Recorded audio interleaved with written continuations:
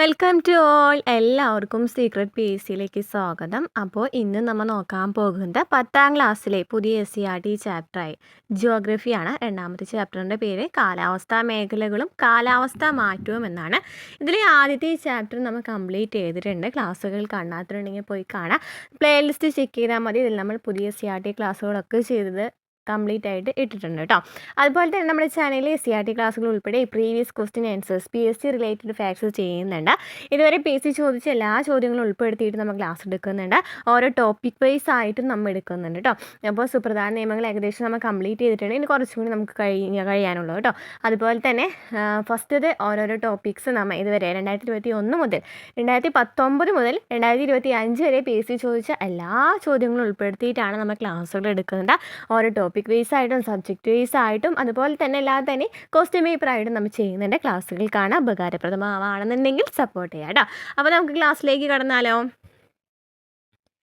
First എന്താണ് പറയുന്നത്, നിഖിൽ ഷിബു എഴുതിയിട്ടുള്ള ഒരു കാലാവസ്ഥ കുറിപ്പ് നമുക്ക് നോക്കാം. ഉന്നത വിദ്യാഭ്യാസത്തിനാണ് ഞാൻ കാനഡയിൽ എത്തിയത്.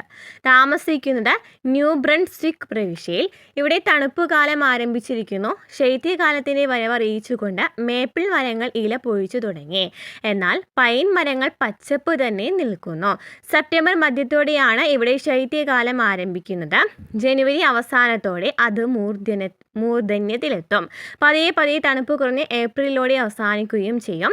ഈ കാലയളവിൽ ശരാശരി താപനില -20 ഡിഗ്രി സെൽഷ്യസ് ആയിരിക്കും. ഇത് -35 ഡിഗ്രി സെൽഷ്യസ് വരെയൊക്കെ താഴാറുണ്ട്. ശൈത്യകാലത്ത് ഏറെ ബുദ്ധിമുട്ടുണ്ടാക്കുന്നത് ശീതക്കാറ്റാണ്. ഈ കാലയളവിൽ ശക്തമായ മഞ്ഞുവീഴ്ചയുണ്ടാകും. 40 മുതൽ 50 സെൻറ്റിമീറ്റർ വരെ കനത്തിൽ മഞ്ഞ് അടിഞ്ഞുകൂടും. ശൈത്യകാലാവസ്ഥയെ അതിജീവിക്കുന്നതിന് ഒന്നിലധികം വസ്ത്രങ്ങൾ ധരിക്കണം. ജാക്കറ്റ്, കയ്യുറ, പാദരക്ഷകൾ എന്നിവയില്ലെങ്കിൽ കുഴങ്ങിയത് തന്നെ. വീടുകളിലും കെട്ടിടങ്ങളിലുമെല്ലാം ഹീറ്ററുകൾ സജ്ജീകരിച്ചിട്ടുണ്ടാകും. മെയ് മാസം ആരംഭിക്കുന്നതോടെ താപനില ഉയരാൻ തുടങ്ങും. ആഗസ്റ്റ് മാസത്തോടെ 30 ഡിഗ്രി സെൽഷ്യസ് വരെ എത്തും. വേനലിൽ പകൽ ചൂടുള്ളതും ആർദ്രവുമായിരിക്കും. ഇടയ്ക്ക് മഴയും ലഭിക്കാറുണ്ട്. വേനൽക്കാലത്ത് നേർത്ത വസ്ത്രങ്ങൾ ധരിച്ചാൽ മതിയാകും. അപ്പോൾ ഇവിടെ നമുക്ക് നിഖിൽ ഷിബു എഴുതിയിട്ടുള്ളൊരു കാനഡയിൽ നിന്നുള്ളൊരു കുറിപ്പാണ് പറയുന്നത് അല്ലേ. കാലാവസ്ഥയെക്കുറിച്ചാണ് പറയുന്നത്. ശൈത്യകാലം മാറി എങ്ങനെയാണ് വേനൽക്കാലം വന്നതെന്നും അതുപോലെ തന്നെ എത്ര ഡിഗ്രി സെൽഷ്യസ് ആണ് അവിടെ വന്നിരിക്കുന്നതെന്നും പറയുന്നുണ്ട്. കാറ്റിനെ കുറിച്ച് പറയുന്നുണ്ട്. അതുപോലെ തന്നെ അവരുടെ വസ്ത്രധാരണ രീതിയെയും കുറിച്ച് പറയുന്നുണ്ട് അല്ലേ. നമ്മുടെ കാലാവസ്ഥയ്ക്ക് സമാനമാണോ നിഖിൽ താമസിക്കുന്ന നാട്ടിലെ കാലാവസ്ഥ എന്ന് പറയുന്നത്? അല്ല അല്ലേ. നോക്കിയേ, താപനില, വർഷണം, കാറ്റ് എന്നീ ചുവടെ നൽകിയ കാലാവസ്ഥാ ഘടകങ്ങളെ അടിസ്ഥാനമാക്കി കുറിപ്പ് തയ്യാറാക്കാൻ പറയുന്നുണ്ട്. നിഖിൽ താമസിക്കുന്ന ന്യൂ ബ്രൺസ്വിക്ക് പ്രവിശ്യയിൽ കഠിനമായ ശൈത്യവും മഞ്ഞ് വീഴ്ചയും അനുഭവപ്പെടുന്നുവെന്ന് കണ്ടില്ലേ അല്ലേ. നമ്മുടെ നാട്ടിലില്ല അല്ലേ മഞ്ഞ് വീഴ്ചയും അതുപോലെ തന്നെ ശൈത്യവും അവിടെ കഠിനമാണ്. ലോകത്തെ എല്ലായിടത്തും കാലാവസ്ഥ ഒരുപോലെയാണോ? അല്ലല്ലോ. ചിലയിടങ്ങളിൽ കടുത്ത തണുപ്പും മഞ്ഞ് വീഴ്ചയും അനുഭവപ്പെടുമ്പോൾ ചില പ്രദേശങ്ങളിൽ അതിയായ ചൂടും വരണ്ട അന്തരീക്ഷവും അനുഭവപ്പെടുന്നു. മിതോഷ്ണവും ആർദ്രതയും അനുഭവപ്പെടുന്ന മേഖലകളുമുണ്ട്. ഇത്തരത്തിൽ കാലാവസ്ഥാ വൈവിധ്യം നിറഞ്ഞതാണ് നമ്മുടെ ഭൂമി. ഓക്കെ. താപം, വർഷണം തുടങ്ങിയ കാലാവസ്ഥാ ഘടകങ്ങളിലുണ്ടാകുന്ന ഏറ്റക്കുറച്ചിലുകളെ അടിസ്ഥാനപ്പെടുത്തി ലോകത്തെ വിവിധ കാലാവസ്ഥാ മേഖലകളായി തിരിക്കാം. അപ്പോൾ ലോകത്തെ വിവിധ കാലാവസ്ഥാ മേഖലകളായിട്ട് തിരിക്കാം. എങ്ങനെയാണ്? താപം, വർഷണം തുടങ്ങിയ കാലാവസ്ഥാ ഘടനയിലെ മാറ്റങ്ങളെക്കുറിച്ചുള്ള ഏറ്റക്കുറച്ചിലുകളെ അടിസ്ഥാനപ്പെടുത്തിയിട്ടാണ് ഇങ്ങനെ കാലാവസ്ഥാ മേഖലകളായിട്ട് തിരിക്കുന്നത്. അപ്പോൾ എന്താണ് കാലാവസ്ഥാ മേഖലകൾ എന്ന് വെച്ചാൽ? സമാന കാലാവസ്ഥാ സവിശേഷതകൾ അനുഭവപ്പെടുന്ന വിശാല ഭൂപ്രദേശത്തെ ഒരേ കാലാവസ്ഥാ മേഖലയായി കണക്കാക്കാം. അതായത് ഒരേ കാലാവസ്ഥാ സവിശേഷതകളുള്ള ഭാഗത്ത് നമുക്ക് ഒരേ കാലാവസ്ഥാ മേഖലയായിട്ട് കണക്കാക്കാൻ പറ്റും. ലോകത്തിലെ ചില പ്രധാന കാലാവസ്ഥാ മേഖലകളാണ് ചുവടെ നൽകിയിട്ടുള്ളത്. ഏതൊക്കെയാണെന്ന് നോക്കാം. അതിനെക്കുറിച്ച് നമ്മൾ ഡീറ്റെയിൽ ആയിട്ട് അതാണ് ഈ ചാപ്റ്ററിൽ പറയുന്നത് കേട്ടോ. പ്രധാനപ്പെട്ട കാലാവസ്ഥാ മേഖലകളെ കുറിച്ചിട്ടാണ്. ഭൂമധ്യരേഖ കാലാവസ്ഥാ മേഖല, മൺസൂൺ കാലാവസ്ഥാ മേഖല, സാവന്ന കാലാവസ്ഥാ മേഖല, ഉഷ്ണ മരുഭൂമികൾ, മിതോഷ്ണ പുൽമേടുകൾ, മെഡിറ്ററേനിയൻ കാലാവസ്ഥാ മേഖല, ടൈഗേ മേഖല, ടണ്ട്ര മേഖല. ഓക്കെ, ഇതാണ് പ്രധാനപ്പെട്ട മേഖലകൾ. നമുക്ക് ഓരോന്ന് ഡീറ്റെയിൽ ആയിട്ട് നോക്കാം. ഏതൊക്കെയാണ് മേഖലകൾ? ഭൂമധ്യരേഖ കാലാവസ്ഥാ മേഖല, മൺസൂൺ കാലാവസ്ഥാ മേഖല, സാവന്ന കാലാവസ്ഥാ മേഖല, ഉഷ്ണ മരുഭൂമികൾ, മിതോഷ്ണ പുൽമേടുകൾ, മെഡിറ്ററേനിയൻ കാലാവസ്ഥാ മേഖല, ടൈഗേ മേഖല, ടണ്ട്ര മേഖല. ഓരോ മേഖലയിലും തനതായ കാലാവസ്ഥയും അതിനനുസൃതമായി രൂപപ്പെട്ടിട്ടുള്ള സസ്യജന്തുജാലങ്ങളുമാണുള്ളത്. ഭൂമി ശാസ്ത്ര സവിശേഷതകൾക്കനുസരിച്ചാണ് അതത് മേഖലകളിലെ ജനജീവിതവും രൂപപ്പെടുന്നത്. പ്രധാന കാലാവസ്ഥാ മേഖലകളുടെ സവിശേഷതകളിലേക്ക് നമുക്കൊന്ന് കടന്നു ചെല്ലാം. എന്താ പറയുന്നത് എന്താണ്? ഓരോ കാലാവസ്ഥയ്ക്ക് അനുസരിച്ചാണ് അവിടെ ജീവിജാലങ്ങളാണെങ്കിലും പുല്ലുകളാണെങ്കിലും അല്ലേ, പുൽമേടുകളാണെങ്കിലും ഉള്ളത്. അപ്പോൾ നമുക്ക് നോക്കാം, ഓരോ കാലാവസ്ഥാ മേഖല നോക്കാം. ഇവിടെ ചിത്രം നോക്കി നോക്കിയേ, ചിത്രം 2.1 നോക്കി നോക്കിയേ. ഇതിനെയാണ് ഭൂമധ്യരേഖ കാലാവസ്ഥാ മേഖല എന്ന് പറയുന്നത്. അതായത് ഭൂമധ്യരേഖ കാലാവസ്ഥാ മേഖലയിൽ വസിക്കുന്നത് പിഗ്മി ഗോത്ര വിഭാഗത്തിൽപ്പെടുന്ന ആളുകളാണ്. ഏതാണ്? പിഗ്മി ഗോത്ര വിഭാഗത്തിൽപ്പെടുന്ന ആളുകളാണ്. അപ്പോൾ അവരുടെ ജീവിത രീതിയാണ് ഈ ചിത്രം 2.1 സൂചിപ്പിക്കുന്നത്. അപ്പോൾ ഭൂമധ്യരേഖ കാലാവസ്ഥാ മേഖലയിലുള്ളത് ഏത് ആൾക്കാരാണ്? പിഗ്മി ഗോത്ര വിഭാഗത്തിൽപ്പെടുന്ന ആൾക്കാരാണ്. അവരുടെ ജീവിത രീതി കണ്ടു അല്ലേ? ഭൂമധ്യരേഖയ്ക്ക് വടക്കും തെക്കുമായി 10 ഡിഗ്രി വരെയുള്ള അക്ഷാംശത്തിൽ വ്യാപിച്ചിരിക്കുന്ന കാലാവസ്ഥാ മേഖലയാണിത്. അതായത് നമ്മൾ കഴിഞ്ഞ ചാപ്റ്ററിൽ പറഞ്ഞു ഭൂമധ്യരേഖ എന്ന് പറയുന്നത് ഏറ്റവും വലിയ അക്ഷാംശ രേഖയാണ് അല്ലേ. ഈ ഭൂമധ്യരേഖയ്ക്ക് തൊട്ട് മുമ്പ് 10 ഡിഗ്രി വടക്കും 10 ഡിഗ്രി തെക്കുമായിട്ട് കാണപ്പെടുന്ന മേഖലയാണ് ഭൂമധ്യരേഖ മേഖല അല്ലേ, ഭൂമധ്യരേഖ കാലാവസ്ഥാ മേഖല എന്ന് പറയുന്നത്. ഭൂപടം ചിത്രം ഏതാണ് പറയുന്നത്? 3.3 അല്ലേ. നോക്കാം, ചിത്രം 3.3 എവിടെയാണാവോ? നമുക്ക് നോക്കാം കേട്ടോ. ചിത്രം 3.3 നിരീക്ഷിച്ചിട്ട് മേഖലയിൽ ഉൾപ്പെടുന്ന പ്രദേശങ്ങൾ കണ്ടെത്താൻ പറഞ്ഞിട്ടുണ്ട്. നമുക്ക് നോക്കാം, അടുത്ത ഭാഗത്ത് വരുന്നുണ്ട്. ഓക്കെ. വർഷം മുഴുവൻ ഉയർന്ന താപനിലയും വളരെ ഉയർന്ന തോതിലുള്ള മഴയുമാണ് ഈ മേഖലയുടെ സവിശേഷത. അപ്പോൾ ഭൂമധ്യരേഖ മേഖലയിൽ എന്താ പറയുന്നത്?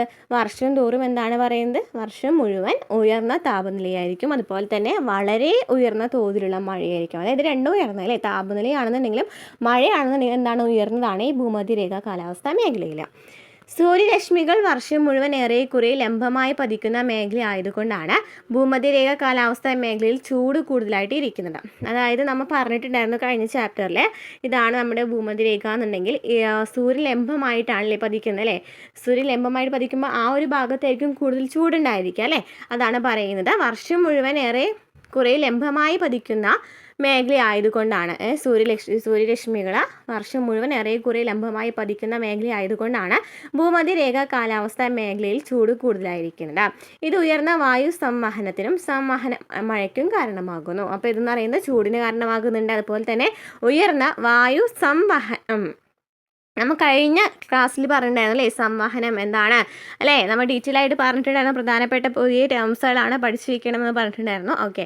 അപ്പോൾ ഉയർന്ന വായു സംവഹനത്തിനും സംവഹന മഴയ്ക്കും ഇത് കാരണമാകുന്നുണ്ട്. ഈ പ്രദേശങ്ങളിൽ എല്ലാ ദിവസവും ഉച്ചയ്ക്ക് ശേഷം മഴ ലഭിക്കുന്നു. സംവഹന മഴയെക്കുറിച്ച് മുൻ അധ്യായത്തിൽ ചർച്ച ചെയ്ത് ഓർക്കുന്നില്ലേ? ഉയർന്ന താപനിലയും ഉയർന്ന തോതിലുള്ള മഴയും ലഭിക്കുന്നതിനാൽ ഭൂമധ്യരേഖ കാലാവസ്ഥാ മേഖലയിൽ നിത്യഹരിതവനങ്ങൾ ധാരാളമായി കാണപ്പെടുന്നു. ഓക്കെ, നിത്യഹരിതവനങ്ങൾ ധാരാളമായി കാണപ്പെടുന്നുണ്ട്. അപ്പോൾ എന്താണ് പറയുന്നത്? ഭൂമധ്യരേഖ കാലാവസ്ഥാ മേഖലയിൽ ഉയർന്ന ചൂടും ഉയർന്ന മഴയായിരിക്കും. 10 ഡിഗ്രി വടക്കും 10 ഡിഗ്രി തെക്കുമായിട്ടാണ് കാണപ്പെടുന്നത് അല്ലേ. ഭൂമധ്യരേഖയ്ക്ക് 10 ഡിഗ്രി വടക്കും തെക്കുമായിട്ടാണ് കാണപ്പെടുന്നത്. നല്ല ചൂടും നല്ല മഴയാണ്. അത് കാരണം തന്നെ അവിടെ സസ്യങ്ങളൊക്കെ നന്നായിട്ട് വളരില്ലേ. ഓക്കെ. അവിടെ എന്താണ് പറയുന്നത്? പിന്നെ നല്ല ചൂടായിരിക്കും, അതുപോലെ തന്നെ അവിടെ സംവഹന മഴയ്ക്കും അതുപോലെ കാരണമാകുന്നുണ്ട്, വായു സംവഹനത്തിനും കാരണമാകുന്നുണ്ട്. ഉച്ചയ്ക്ക് ശേഷമാണ് കൂടുതലായിട്ട് മഴ ലഭിക്കുന്നത്. ഓക്കെ. ചിത്രം 3.3 ഭൂമധ്യരേഖ കാലാവസ്ഥാ മേഖല കൂടുതലായിട്ട് കാണപ്പെടുന്ന ഏത് ഭാഗത്താണ്? റെഡ് കളറിലുള്ളത് കേട്ടോ. ആമസോൺ തടം, മധ്യ ആഫ്രിക്ക, അതുപോലെ തന്നെ തെക്ക് കിഴക്കൻ ഏഷ്യ അല്ലേ. തെക്ക് കിഴക്കൻ ഏഷ്യയിലൊക്കെ കൂടുതലായിട്ട് കാണപ്പെടുന്നുണ്ട് അല്ലേ ഭൂമധ്യരേഖ കാലാവസ്ഥാ മേഖല. കാരണം എന്താണ്? ഈ ഭൂമധ്യരേഖയ്ക്ക് തൊട്ടടുത്ത് അല്ലേ 10 ഡിഗ്രി വടക്കും 10 ഡിഗ്രി തെക്കുമായിട്ട് കാണപ്പെടുന്ന സ്ഥലങ്ങളിലാണ് എന്തുണ്ടായിരിക്കുക? ഈ ഭൂമധ്യരേഖ കാലാവസ്ഥാ മേഖല കാണപ്പെടുന്നത് അല്ലേ. ഓക്കെ. അപ്പോൾ ഈ പിക്ചറിൽ മനസ്സിലായല്ലോ അല്ലേ എവിടേക്കാണ്, ഏത് സ്ഥലങ്ങളിലേക്കാണ് ഭൂമധ്യരേഖ കാലാവസ്ഥാ മേഖല കാണപ്പെടുന്നത്. നെക്സ്റ്റ് മൺസൂൺ കാലാവസ്ഥാ മേഖല. ഭൂമധ്യരേഖ കാലാവസ്ഥാ മേഖല ക്ലിയർ ആയെന്ന് വിചാരിക്കുകയാണ് കേട്ടോ. മൺസൂൺ കാലാവസ്ഥാ മേഖല നമ്മുടെ രാജ്യം ഉൾപ്പെടുന്ന ഇന്ത്യൻ ഉപഭൂഖണ്ഡത്തിൽ മഴ ലഭിക്കുന്നത് മുഖ്യമായും മൺസൂൺ കാലത്താണ് നമ്മുടെ രാജ്യം ഉൾപ്പെടുന്ന ഇന്ത്യൻ ഉപഭൂഖണ്ഡത്തിൽ മഴ ലഭിക്കുന്നത്. കാലികമായി ദിശാവ്യതിയാനം സംഭവിക്കുന്ന കാറ്റുകളാണ് മൺസൂൺ കാറ്റുകൾ. കാലികമായി ദിശാവ്യതിയാനം സംഭവിക്കുന്ന കാറ്റുകളെയാണ് മൺസൂൺ കാറ്റുകൾ എന്ന് പറയുന്നത്. കാലികമായി ദിശാവ്യതിയാനം സംഭവിക്കുന്നു. അപ്പോൾ കാലികമായി ദിശാവ്യതിയാനം സംഭവിക്കുന്ന കാറ്റുകളെയാണ് മൺസൂൺ കാറ്റുകൾ എന്ന് പറയുന്നത്. വേനൽക്കാലത്ത് കടലിൽ നിന്ന് കരയിലേക്കും ശൈത്യകാലത്ത് തിരിച്ച് കരയിൽ നിന്ന് കടലിലേക്കും ഈ കാറ്റുകൾക്ക് ഗതിമാറ്റം സംഭവിക്കുന്നുണ്ട്. മൺസൂൺ കാറ്റുകൾക്ക് നിർണായക സ്വാധീനമുള്ളതുകൊണ്ടാണ് ഈ മേഖല മൺസൂൺ കാലാവസ്ഥാ മേഖല എന്നറിയപ്പെടുന്നത്. ഇന്ത്യൻ ഉപഭൂഖണ്ഡത്തിൽ മാത്രമാണ് മൺസൂൺ കാലാവസ്ഥ അനുഭവപ്പെടുന്നത്. നോക്കിയോക്കിയേ, മൺസൂൺ കാലാവസ്ഥ അനുഭവപ്പെടുന്നത് എവിടെയൊക്കെയാണ് നോക്കിയോക്കിയേ. തെക്കേ അമേരിക്കയിലെ കുറച്ച് ഭാഗത്തുണ്ട്, അതുപോലെ തന്നെ ആഫ്രിക്കയിലെ കുറച്ച് ഭാഗത്തുണ്ട്, പിന്നെ എവിടെയാണ് ഏഷ്യയിലെ കുറച്ച് ഭാഗത്തുണ്ട്, പിന്നെ ഇതാണ് ഓസ്ട്രേലിയയിലും കുറച്ച് സ്ഥലങ്ങളിൽ എന്ത് കാണപ്പെടുന്നുണ്ട്, മൺസൂൺ കാലാവസ്ഥാ മേഖല കാണപ്പെടുന്നുണ്ട്. അപ്പോൾ ഇന്ത്യൻ ഉപഭൂഖണ്ഡത്തിൽ ഉണ്ടെന്ന് മനസ്സിലായി. അതുപോലെ തന്നെ തെക്കേ അമേരിക്ക, ആഫ്രിക്ക, ഓസ്ട്രേലിയകളിലൊക്കെ എന്ത് കാണപ്പെടുന്നുണ്ട്, മൺസൂൺ കാലാവസ്ഥാ മേഖല കാണപ്പെടുന്നുണ്ട്. ആർദ്രവും ദീർഘവുമായ വേനൽക്കാലവും വരണ്ടതും ഹ്രസ്വവുമായ ശൈത്യകാലവും മൺസൂൺ കാലാവസ്ഥയുടെ സവിശേഷതയാണ്. അപ്പോൾ മൺസൂൺ കാലാവസ്ഥയുടെ സവിശേഷതയാണ് ചോദിച്ചിരിക്കുന്നത്. ആർദ്രവും ദീർഘവുമായ വേനൽക്കാലം, വരണ്ടതും ഹ്രസ്വവുമായ ശൈത്യകാലം. ആർദ്രവും ദീർഘവുമായ വേനൽക്കാലം, വരണ്ടതും ഹ്രസ്വവുമായ ശൈത്യകാലം എന്ന് പറയുന്നത് മൺസൂൺ കാലാവസ്ഥയുടെ സവിശേഷതയാണ്. മൺസൂൺ കാലാവസ്ഥാ മേഖലകളിൽ ദൈനിക താപാന്തരം തീരപ്രദേശങ്ങളിൽ വളരെ കുറവും ഉൾപ്രദേശങ്ങളിൽ വളരെ കൂടുതലുമായിരിക്കും. അപ്പം എന്താണ് പറയുന്നത്, ഈ മൺസൂൺ കാലാവസ്ഥാ മേഖലയാണെന്നുണ്ടെങ്കിൽ ആർദ്രമാണ്, അതുപോലെ തന്നെ ദീർഘ വേനൽക്കാലമാണ്. പിന്നെ എന്താണ്, വരണ്ടതും ഹ്രസ്വവുമായ ശൈത്യകാലമാണ്. ഇത് മൺസൂൺ കാലാവസ്ഥയുടെ സവിശേഷതയാണ്. ഏതൊക്കെയാണ്, ആർദ്രവും ദീർഘവുമായ വേനൽക്കാലം, വരണ്ടതും ഹ്രസ്വവുമായ ശൈത്യകാലം. വേനൽക്കാലം ദീർഘമാണ്, പക്ഷേ ശൈത്യകാലം ഹ്രസ്വമാണ് അല്ലേ. പക്ഷെ എന്താണ്, ശൈത്യകാലം എന്ന് പറയുന്നത് എന്താണ്, വരണ്ടതാണ്, വരണ്ട ശൈത്യകാലമാണ്. എന്നാൽ വേനൽക്കാലമാണെങ്കിൽ ആർദ്രതയുള്ളതാണ്. ഇനി മൺസൂൺ കാലാവസ്ഥാ മേഖലകളിൽ ദൈനിക താപാന്തരം തീരപ്രദേശങ്ങളിൽ വളരെ കുറവും ഉൾപ്രദേശങ്ങളിൽ വളരെ കൂടുതലുമായിരിക്കും. മൺസൂൺ കാലാവസ്ഥാ മേഖലകളിൽ ദൈനിക താപാന്തരം എന്ന് പറയുന്നത് തീരപ്രദേശങ്ങളിലാണെന്നുണ്ടെങ്കിൽ വളരെ കുറവായിരിക്കും, എന്നാൽ ഉൾപ്രദേശങ്ങളിൽ വളരെ കൂടുതലുമായിരിക്കും. നമ്മൾ ദൈനിക താപാന്തരമൊക്കെ എന്താണെന്നുള്ളത് കഴിഞ്ഞ ക്ലാസ്സിൽ പറഞ്ഞിട്ടുണ്ട്, ക്ലാസ്സുകൾ കാണാം കേട്ടോ. അപ്പോൾ ദൈനിക താപാന്തരം എന്ന് പറയുമ്പോൾ എന്താണ്, വ്യത്യാസമാണല്ലേ, താപനിലയിലുള്ള വ്യത്യാസമാണ് പറയുന്നത്. തീരപ്രദേശങ്ങൾ വളരെ കുറവാണ്, ഉൾപ്രദേശങ്ങൾ വളരെ കൂടുതലാണ്. എന്തുകൊണ്ടാണ് ഈ വ്യത്യാസം കാണപ്പെടുന്നത്? ഭൂപ്രകൃതി, കാറ്റിൻ്റെ ദിശ, തീരപ്രദേശത്തു നിന്നുള്ള അകലം എന്നീ ഘടകങ്ങൾക്കനുസരിച്ച് മൺസൂൺ പ്രദേശത്ത് മഴ ലഭ്യതയിലും ഏറ്റക്കുറച്ചിലുകളുണ്ട്. ഏതൊക്കെയാണ് പറയുന്നത്, ഭൂപ്രകൃതി, കാറ്റിൻ്റെ ദിശ, തീരപ്രദേശത്തു നിന്നുള്ള അകലം എന്നീ ഘടകങ്ങൾക്കനുസരിച്ച് മൺസൂൺ പ്രദേശത്ത് മഴ ലഭ്യതയിലും ഏറ്റക്കുറച്ചിലുകൾ കാണപ്പെടാം. കേവലം 50 സെന്റിമീറ്റർ മാത്രം വാർഷികമായി ലഭിക്കുന്ന പ്രദേശങ്ങൾ മുതൽ 1000 സെന്റിമീറ്ററിന് മുകളിൽ വാർഷികമായി ലഭിക്കുന്ന പ്രദേശങ്ങൾ വരെ ഈ മേഖലയിലുണ്ട്. കേവലം 50 സെന്റിമീറ്റർ മാത്രം വാർഷികമായി ലഭിക്കുന്ന പ്രദേശങ്ങൾ മുതൽ 1000 സെന്റിമീറ്ററിന് മുകളിൽ വാർഷികമായി ലഭിക്കുന്ന പ്രദേശങ്ങൾ ഈ മേഖലയിലുണ്ട്. ഉയർന്ന താപനിലയും മഴ ലഭ്യതയും മൂലം ഇടതൂർന്ന് വളരുന്ന സസ്യജാലങ്ങൾ ഈ മേഖലയിലെ വനങ്ങൾ നിബിഡമാകാൻ സഹായിക്കുന്നു. അപ്പോൾ എന്താണ് പറയുന്നത്, ഈ മൺസൂൺ വനങ്ങളെ കുറിച്ചിട്ടാണ് പറയുന്നത്. ഉയർന്ന താപനിലയാണ്, അതുപോലെ തന്നെ മഴയെ ലഭിക്കുന്നുണ്ടെന്ന് പറഞ്ഞു അല്ലേ. അപ്പോൾ എന്ത് സംഭവിക്കും, ഇടതൂർന്ന് വളരുന്ന സസ്യജാലങ്ങൾ ആ മേഖലയിലെ വനങ്ങൾ നിബിഡമാക്കാൻ സഹായിക്കുന്നുണ്ട്. അതുപോലെ തന്നെ ഈ മേഖലയിൽ എന്തൊക്കെ കാണപ്പെടുന്നുണ്ട്, നിത്യഹരിത വൃക്ഷങ്ങൾ, ഇലപ്പൊഴിയും വൃക്ഷങ്ങളൊക്കെ കാണപ്പെടുന്നുണ്ട്, കാടായി മാറിയില്ലേ. എന്നിരുന്നാലും കൂടുതൽ വ്യാപകമായി കാണപ്പെടുന്നത് ഇലപ്പൊഴിയും കാടുകളാണ്. അപ്പോൾ കൂടുതലായിട്ട് കാണപ്പെടുന്ന പക്ഷേ എന്താണ്, ഇലപ്പൊഴിയും കാടുകളാണ്. ഉഷ്ണമേഖല ഇലപ്പൊഴിയും കാടുകൾ എന്നറിയപ്പെടുന്ന മൺസൂൺ വനങ്ങളിൽ മഴ ലഭ്യതയ്ക്ക് അനുസരിച്ച് വ്യത്യസ്ത ഇനം വൃക്ഷങ്ങൾ ഇടകലർന്ന് കാണപ്പെടുന്നു. അതായത് ഉഷ്ണമേഖല ഇലപ്പൊഴിയും കാടുകൾ എന്നാണ് ഈ മൺസൂൺ കാലാവസ്ഥാ മേഖലയിലെ വനങ്ങൾ അറിയപ്പെടുന്നത്. ഉഷ്ണമേഖല ഇലപ്പൊഴിയും കാടുകൾ എന്നാണ്. കാരണം എന്താണ്, അവിടെ കൂടുതലും ഇലപ്പൊഴിയും കാടുകളാണ് കാണപ്പെടുന്നത്. ഈ മൺസൂൺ വനങ്ങളിൽ മഴ ലഭ്യതയ്ക്ക് അനുസരിച്ച് വ്യത്യസ്ത ഇനം വൃക്ഷങ്ങൾ ഇടകലർന്ന് കാണപ്പെടാം. അപ്പോൾ എന്തൊക്കെയാണ് പറയുന്നത്, മൺസൂൺ കാലാവസ്ഥാ മേഖല എന്ന് പറയുമ്പോൾ മൺസൂൺ കാലാവസ്ഥാ മേഖലയിൽ ആർദ്രവും ദീർഘവുമായ വേനൽക്കാലമാണ്, വരണ്ടതും ഹ്രസ്വവുമായ ശൈത്യകാലമാണ് അവിടെ കാണപ്പെടുന്നത്. അതുപോലെ തന്നെ ഉൾപ്രദേശങ്ങളിലാണ് കൂടുതലായിട്ട് ഈ താപാന്തരം കൂടുതലായിട്ട് ഉണ്ടായിരിക്കുക. ഭൂപ്രകൃതി, കാറ്റിൻ്റെ ദിശ, തീരപ്രദേശത്തു നിന്നുള്ള അകലം എന്നിവയ്ക്ക് അനുസരിച്ചിട്ട് മൺസൂൺ പ്രദേശത്തുള്ള മഴ ലഭ്യതയിൽ വ്യത്യാസം കാണപ്പെടുന്നുണ്ട്. അതായത് 50 സെന്റിമീറ്റർ മഴ ലഭിക്കുന്നുണ്ട്, അത് കൂടുതലായിട്ട് എവിടെ വരെ 1000 സെന്റിമീറ്റർ മുകളിൽ വരെ മഴ ലഭിക്കും.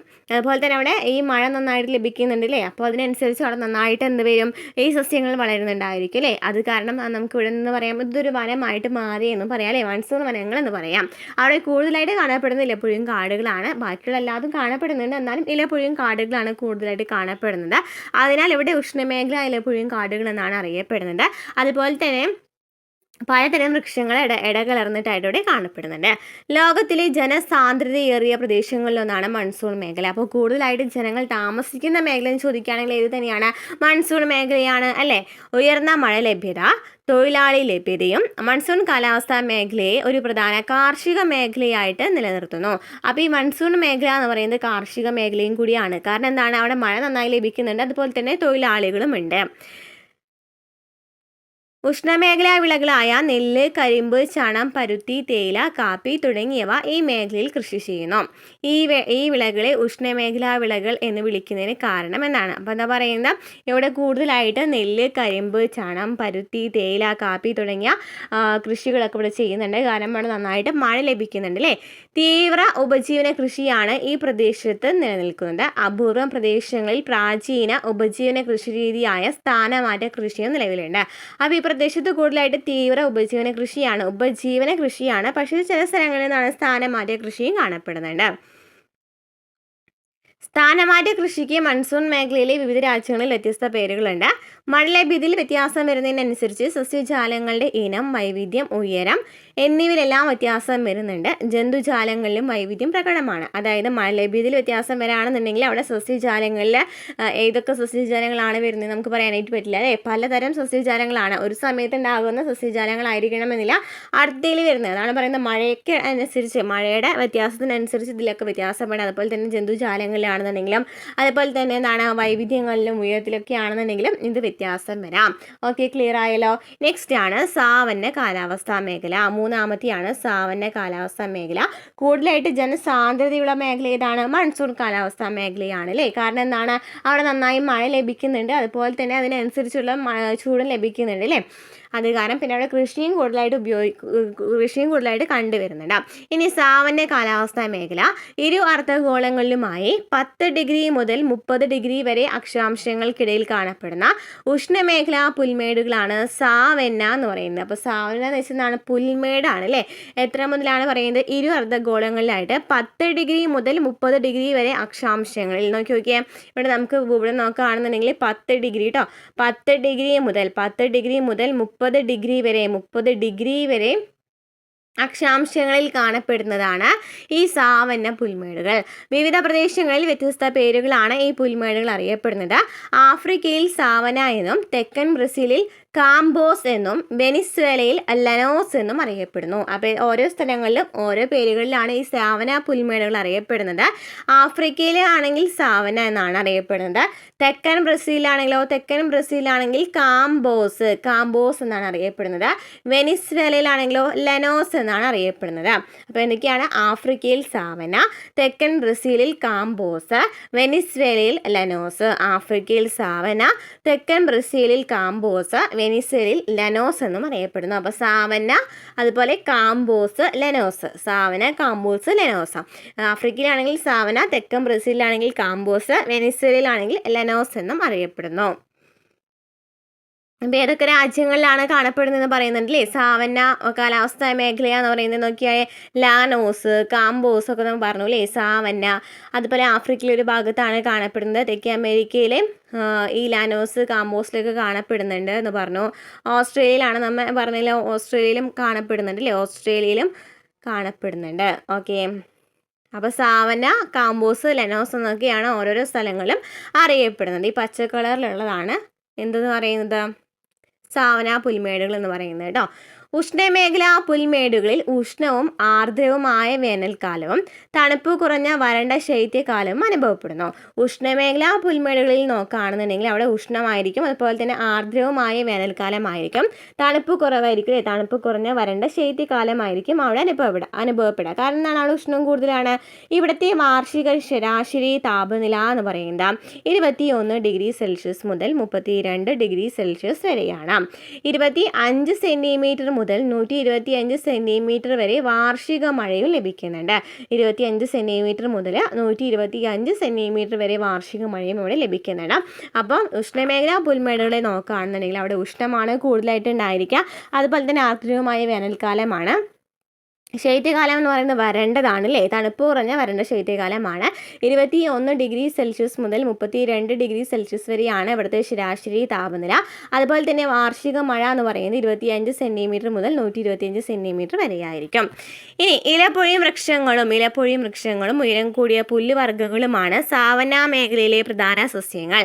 അപ്പോൾ സാവന്ന മേഖലയിലെ പ്രധാന സസ്യങ്ങൾ എന്ന് പറയുന്നത് ഏതൊക്കെയാണ്? ഇലപ്പൊഴിയും വൃക്ഷങ്ങൾ, ഉയരം കൂടിയ പുല്ലുവർഗ്ഗങ്ങൾ. ഇലപ്പൊഴിയും വൃക്ഷങ്ങൾ അതുപോലെ തന്നെ ഉയരം കൂടിയ പുല്ലുവർഗ്ഗങ്ങളുമാണ് സാവന്ന മേഖലയിലെ പ്രധാന സസ്യങ്ങൾ.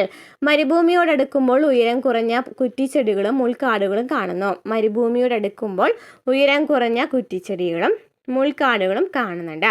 ഇവിടുത്തെ കാടുകളും പുൽമേടുകളും വന്യമൃഗങ്ങൾക്ക് അനുകൂലമായ ആവാസ കേന്ദ്രം ഒരുക്കുന്നു. ഇവിടുത്തെ കാടുകളും പുൽമേടുകളും വന്യമൃഗങ്ങൾക്ക് അനുകൂലമായ ആവാസ കേന്ദ്രം ഒരുക്കുന്നു. ജിറാഫ്, സീബ്ര തുടങ്ങിയ സസ്യഭോജികളായ മൃഗങ്ങൾ പുൽമേടുകളിൽ ധാരാളമുണ്ട്. മാംസഭോജികളായ സിംഹം, കടുവ തുടങ്ങിയ മൃഗങ്ങളും ഇവിടെ കാണപ്പെടുന്നു. അപ്പോൾ എന്താ പറയുന്നത്, ഇവിടുത്തെ പ്രധാന സസ്യങ്ങൾ എന്ന് പറയുന്നത് ഇലപ്പൊഴിയും കാടുകളാണ്. അതുപോലെ തന്നെ ഉയരം കൂടിയ പുല്ലുവർഗ്ഗങ്ങളും ഇവിടെ കാണപ്പെടുന്നുണ്ട്. മരുഭൂമിയുടെ അടുത്താണെന്നുണ്ടെങ്കിൽ മുൾക്കാടുകളും കുറ്റിച്ചെടികളും കാണപ്പെടുന്നുണ്ട്. അതുപോലെ തന്നെ അവിടെ കാടുകളും പുൽമേടുകളൊക്കെ ഈ വന്യജീവികളുടെ ആവാസ കേന്ദ്രമാണ്. ഏതൊക്കെയാണ്? ജിറാഫ്, സീബ്ര, സിംഹം, കടുവ തുടങ്ങിയ മൃഗങ്ങളൊക്കെ ഈ ഒരു ഭാഗത്ത് കാണപ്പെടുന്നുണ്ട്. താരതമ്യേന വളക്കൂറുള്ള മണ്ണാണ് ഇവിടെ കാണപ്പെടുന്നതെങ്കിലും മഴ കുറവായതിനാൽ ജലം അധികം ആവശ്യമില്ലാത്ത കൃഷിരീതിയാണ് അവലംബിക്കുന്നത്. അപ്പോൾ എന്താ പറയുന്നത്, താരതമ്യേന വളക്കൂറുള്ള മണ്ണാണ് എവിടെ കാണപ്പെടുന്നത്?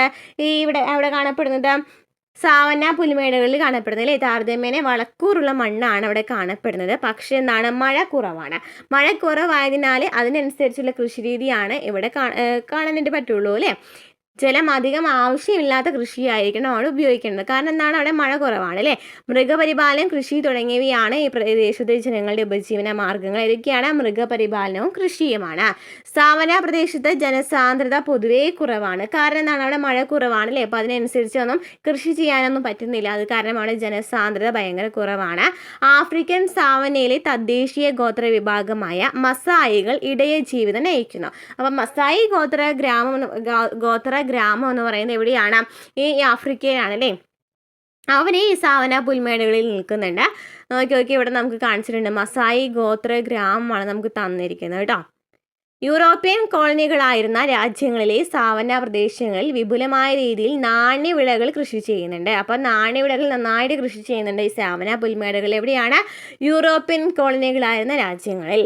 സുഡാനിലെ പരുത്തി കൃഷി, ബ്രസീലിലെ കാപ്പി കൃഷി എന്നിവ ഉദാഹരണങ്ങളാണ്. അപ്പോൾ ബ്രസീലിലെ കാപ്പി കൃഷിയും അതുപോലെ തന്നെ സുഡാനിലെ പരുത്തി കൃഷിയും ഏത് ഭാഗങ്ങളിലാണ് കാണപ്പെടുന്നത്? ഈ സാവന്ന പുൽമേടുകളിലാണ് കാണപ്പെടുന്നത്. ഉഷ്ണമേഖലാ പുൽമേടുകളുടെ പടിഞ്ഞാറൻ അരികുകളോടടുക്കുമ്പോൾ മഴ ക്രമേണ കുറഞ്ഞു വരുന്നതിനാൽ വൃക്ഷങ്ങളുടെ ഉയരം ക്രമേണ കുറഞ്ഞു വരുന്നു. പടിഞ്ഞാറിനടുത്ത് പോവുകയാണെന്നുണ്ടെങ്കിൽ എന്ത് സംഭവിക്കും? വൃക്ഷങ്ങളൊക്കെ നന്നായിട്ട് ഉയരം കുറഞ്ഞു വരാണ്. കാരണം അവിടെ മഴ നന്നായിട്ട് കുറവാണ്. ഇതിൻ്റെ തുടർച്ചയായിട്ട് മരുഭൂമി സസ്യജാലങ്ങളാണ് കാണപ്പെടുന്നത്. അതിനുശേഷം നോക്കുകയാണെന്നുണ്ടെങ്കിൽ മരുഭൂമി സസ്യജാലങ്ങളാണ് കാണപ്പെടുന്നത്. അപ്പോൾ നമ്മൾ സാവന്ന പുൽമേടുകളെ കുറിച്ച് നമ്മൾ പറഞ്ഞു. ഈ സാവന്ന പുൽമേടുകളിലാണെന്നുണ്ടെങ്കിൽ ഉഷ്ണമേഖലാ പുൽമേടുകളാണെങ്കിൽ ഉഷ്ണവും ആർദ്രവുമായ വേനൽക്കാലമാണ്. ശൈത്യകാലം എന്ന് പറയുന്നത് എന്താണ്? ഭയങ്കര വരണ്ടമായിട്ടുള്ളതാണ് അല്ലേ. വരണ്ടതാണ്. അതുപോലെ തന്നെ പല രാജ്യങ്ങളിലും പല പേരുകളാണ് അറിയപ്പെടുന്നത്. ലനോസ്, കാമ്പോസ് എന്നൊക്കെയാണ് ഇതിനെ അറിയപ്പെടുന്നുണ്ട്. അതുപോലെ തന്നെ 10 ഡിഗ്രി മുതൽ 30 ഡിഗ്രി വരെ അക്ഷാംശങ്ങൾക്കിടയിലാണ് ഈ സാവന കാണപ്പെടുന്നത്. അതുപോലെ തന്നെ എന്താ പറഞ്ഞത്, ഇവിടെ ഇലപ്പൊഴിയും കാടുകളുണ്ട്. അതുപോലെ തന്നെ എന്താണ്, കുറേ വൃക്ഷങ്ങളൊക്കെ ഇവിടെ കാണപ്പെടുന്നുണ്ട്. അതിനനുസരിച്ചുള്ള ജന്തുക്കളും അവിടെ കാണപ്പെടുന്നുണ്ട് അല്ലേ. അതുപോലെ തന്നെ ഇവിടെ കൂടുതലായിട്ട് മഴ കുറവായ കാരണം അങ്ങനെ അധികം ഒന്നും കൃഷി ചെയ്യുന്നില്ല. അതായത് ജലം അധികം ആവശ്യമില്ലാത്ത കൃഷികളാണ് ഇവിടെ ചെയ്യുന്നത്. മൃഗപരിപാലനം, കൃഷി തന്നെയാണ് ഇവിടുത്തെ മെയിനായിട്ടുള്ള എന്താ പറയുക ഉപജീവന മാർഗം എന്ന് പറയുന്നത്. അധികം ആൾക്കാരൊന്നും ഇവിടെ കാണുന്നില്ല അല്ലേ. അധികം ആൾക്കാരൊന്നുമില്ല. കാരണം മഴ നന്നായി കുറവാണ്. അതിനനുസരിച്ചുള്ള കൃഷി ചെയ്യാനായിട്ട് പറ്റുള്ളൂ. അപ്പോൾ എല്ലാം കൃഷി ചെയ്യാനായിട്ട് പറ്റുന്നില്ല. അപ്പോൾ അത് കാരണം പറയുന്നത് എന്താണ്, ഏത് ഗോത്ര വിഭാഗമാണ് ഇവിടെ കൂടുതലായിട്ട് കാണപ്പെടുന്നത്? ആഫ്രിക്കയിലെ പറയുന്നത് എവിടെയായിരുന്നു പറഞ്ഞത്? യൂറോപ്യൻ ആഫ്രിക്കയിലെ ഒരു ഗോത്രവിഭാഗമാണ് മസായി എന്ന് പറയുന്നത്. ഈ മസായി ഗോത്ര ഗ്രാമമൊക്കെ ഇവിടെയാണ് കാണപ്പെടുന്നത്. അതുപോലെ തന്നെ സുഡാനിലെ പരുത്തി കൃഷിയും ബ്രസീലിലെ കാപ്പി കൃഷിയൊക്കെ ഇവിടുത്തെ കൃഷിക്ക് ഉദാഹരണമാണ്. പിന്നെന്താ പറഞ്ഞത്, ഇവിടെ എന്ന് വെച്ചാൽ പടിഞ്ഞാറ് ഭാഗത്തേക്ക് പോകുന്നതോറും മഴ നന്നായിട്ട് കുറഞ്ഞു വരാണ്. അപ്പോൾ നമ്മൾ നേരത്തെ പറഞ്ഞിട്ടുണ്ടായിരുന്നു നല്ല ഹൈറ്റിലാണ് ഇവിടെ നല്ല മഴ ലഭിക്കുന്ന സ്ഥലമായ കാരണം തന്നെ നല്ല മഴ ലഭിക്കുന്ന സ്ഥലങ്ങളിൽ എന്താണ് നല്ല ഹൈറ്റിലാണ് അല്ലേ എന്താ ഉള്ളത്, നല്ല ഹൈറ്റിലാണ് ഈ ചെടികളും മരങ്ങളൊക്കെ നന്നായിട്ട് പോകുന്നത്. പക്ഷേ അതിനനുസരിച്ച് പടിഞ്ഞാറ് ഭാഗത്തേക്ക് പോകുമ്പോൾ മഴ കുറഞ്ഞു വരുന്നതിനനുസരിച്ച് തന്നെ അതിൻ്റെ ഹൈറ്റും കുറഞ്ഞു വരുന്നുണ്ട്. അങ്ങനെ നേരെ മരുഭൂമി പോലെ അല്ലേ മുൾച്ചെടികളും കുറ്റിക്കാടുകളൊക്കെ ഇവിടെ കാണപ്പെടുന്നുണ്ട്. ഓക്കെ,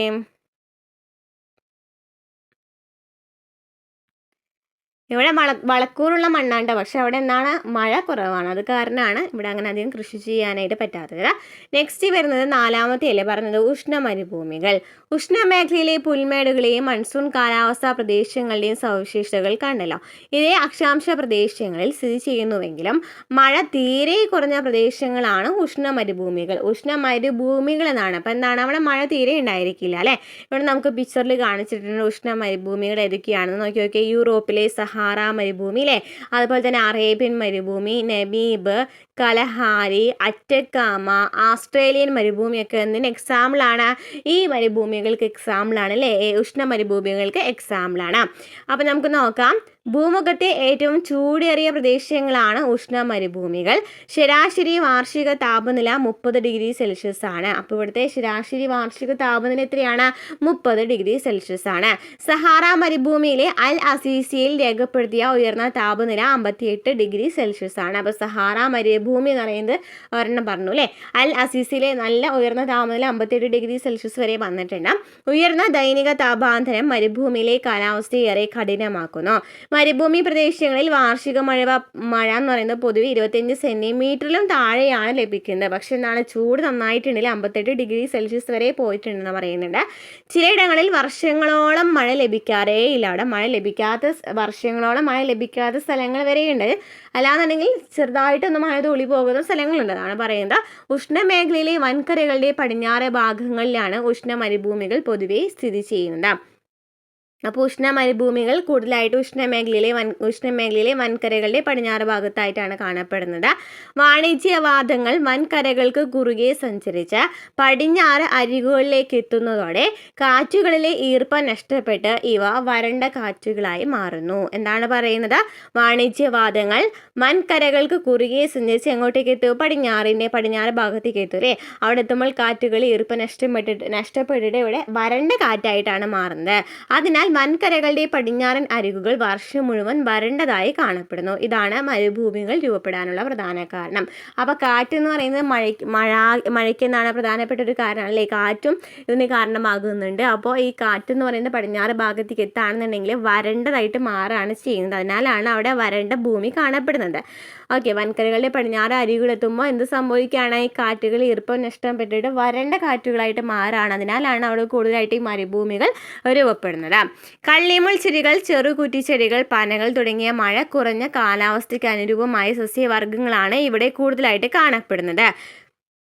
അതായത് അവിടെ മഴയില്ല. അപ്പോൾ മഴയില്ലാത്ത കാരണം അവിടെ ഏതൊക്കെയാണ്? കള്ളിമുൾ ചെടികളും ചെറുകുറ്റിച്ചെടികളും പനകൾ തുടങ്ങിയ മഴ കുറഞ്ഞ കാലാവസ്ഥയ്ക്ക് അനുരൂപമായ സസ്യവർഗ്ഗങ്ങൾ കാണപ്പെടുന്നു. ജലസ്രോതസ്സുകൾ കാണപ്പെടുന്ന ഇടങ്ങളിൽ മരുപ്പച്ചകളും രൂപപ്പെടാറുണ്ട്. അപ്പോൾ എന്താണ് മരുപ്പച്ചകൾ എന്ന് വെച്ചാൽ ആ ഒരു ഭാഗത്ത് നോക്കിയ സഹാറ മരുഭൂമിയിലെ മരുപ്പച്ചകൾ തന്നിട്ടുണ്ട് അല്ലേ. ആ ഒരു ചെറിയൊരു ഭാഗത്ത് നോക്കിയേ കുറച്ച് കാണുന്നില്ലേ, പച്ചപ്പ് കാണപ്പെടുന്നില്ലേ. അപ്പം അങ്ങനെ മരപ്പച്ചകളും കാണപ്പെടുന്നുണ്ട്. ജലസ്രോതസ്സുകൾ കാണപ്പെടുന്ന ഇടങ്ങളിൽ, അതായത് ഇവിടെ നോക്കി ഇവിടെ ചെറിയൊരു ജലസ്രോതസ് കാണപ്പെടുന്നുണ്ട് അല്ലേ. അതിനടുത്തായിട്ട് എന്താണ് കുറച്ച് ഈ സസ്യങ്ങളും കാണപ്പെടുന്നത്. അതാണ് മരുപ്പച്ചകൾ എന്ന് പറയുന്നത്.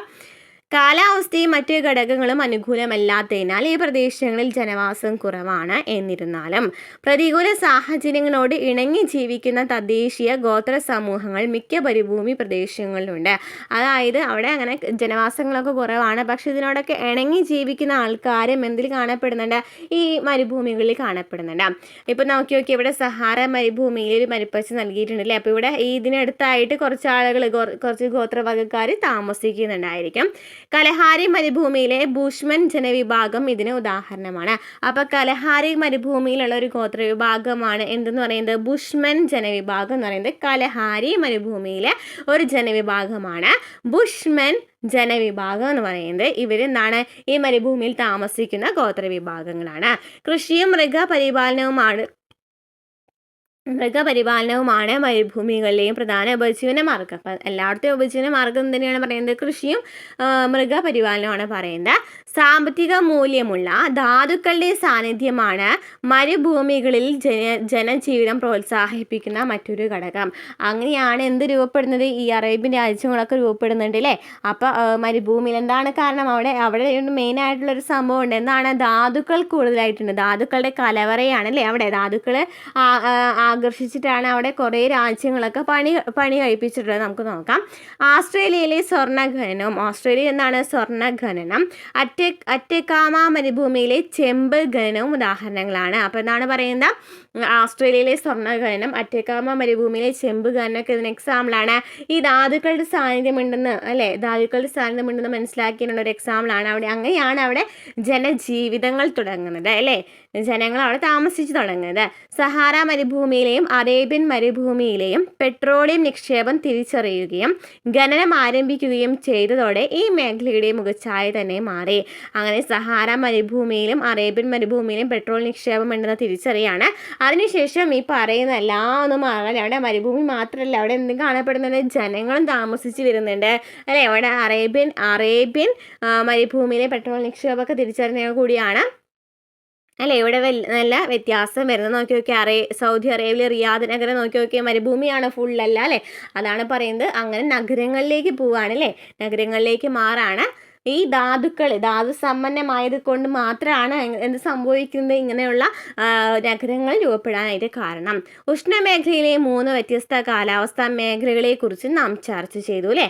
ഇനി നമുക്ക് ഉപോഷ്ണ മേഖലയിലെ ചില കാലാവസ്ഥാ മേഖലകളുടെ സവിശേഷതകൾ നോക്കാം. നമ്മൾ നോക്കുന്നത് ഉപോഷ്ണ മേഖലയിൽ ഉള്ളതാണ്.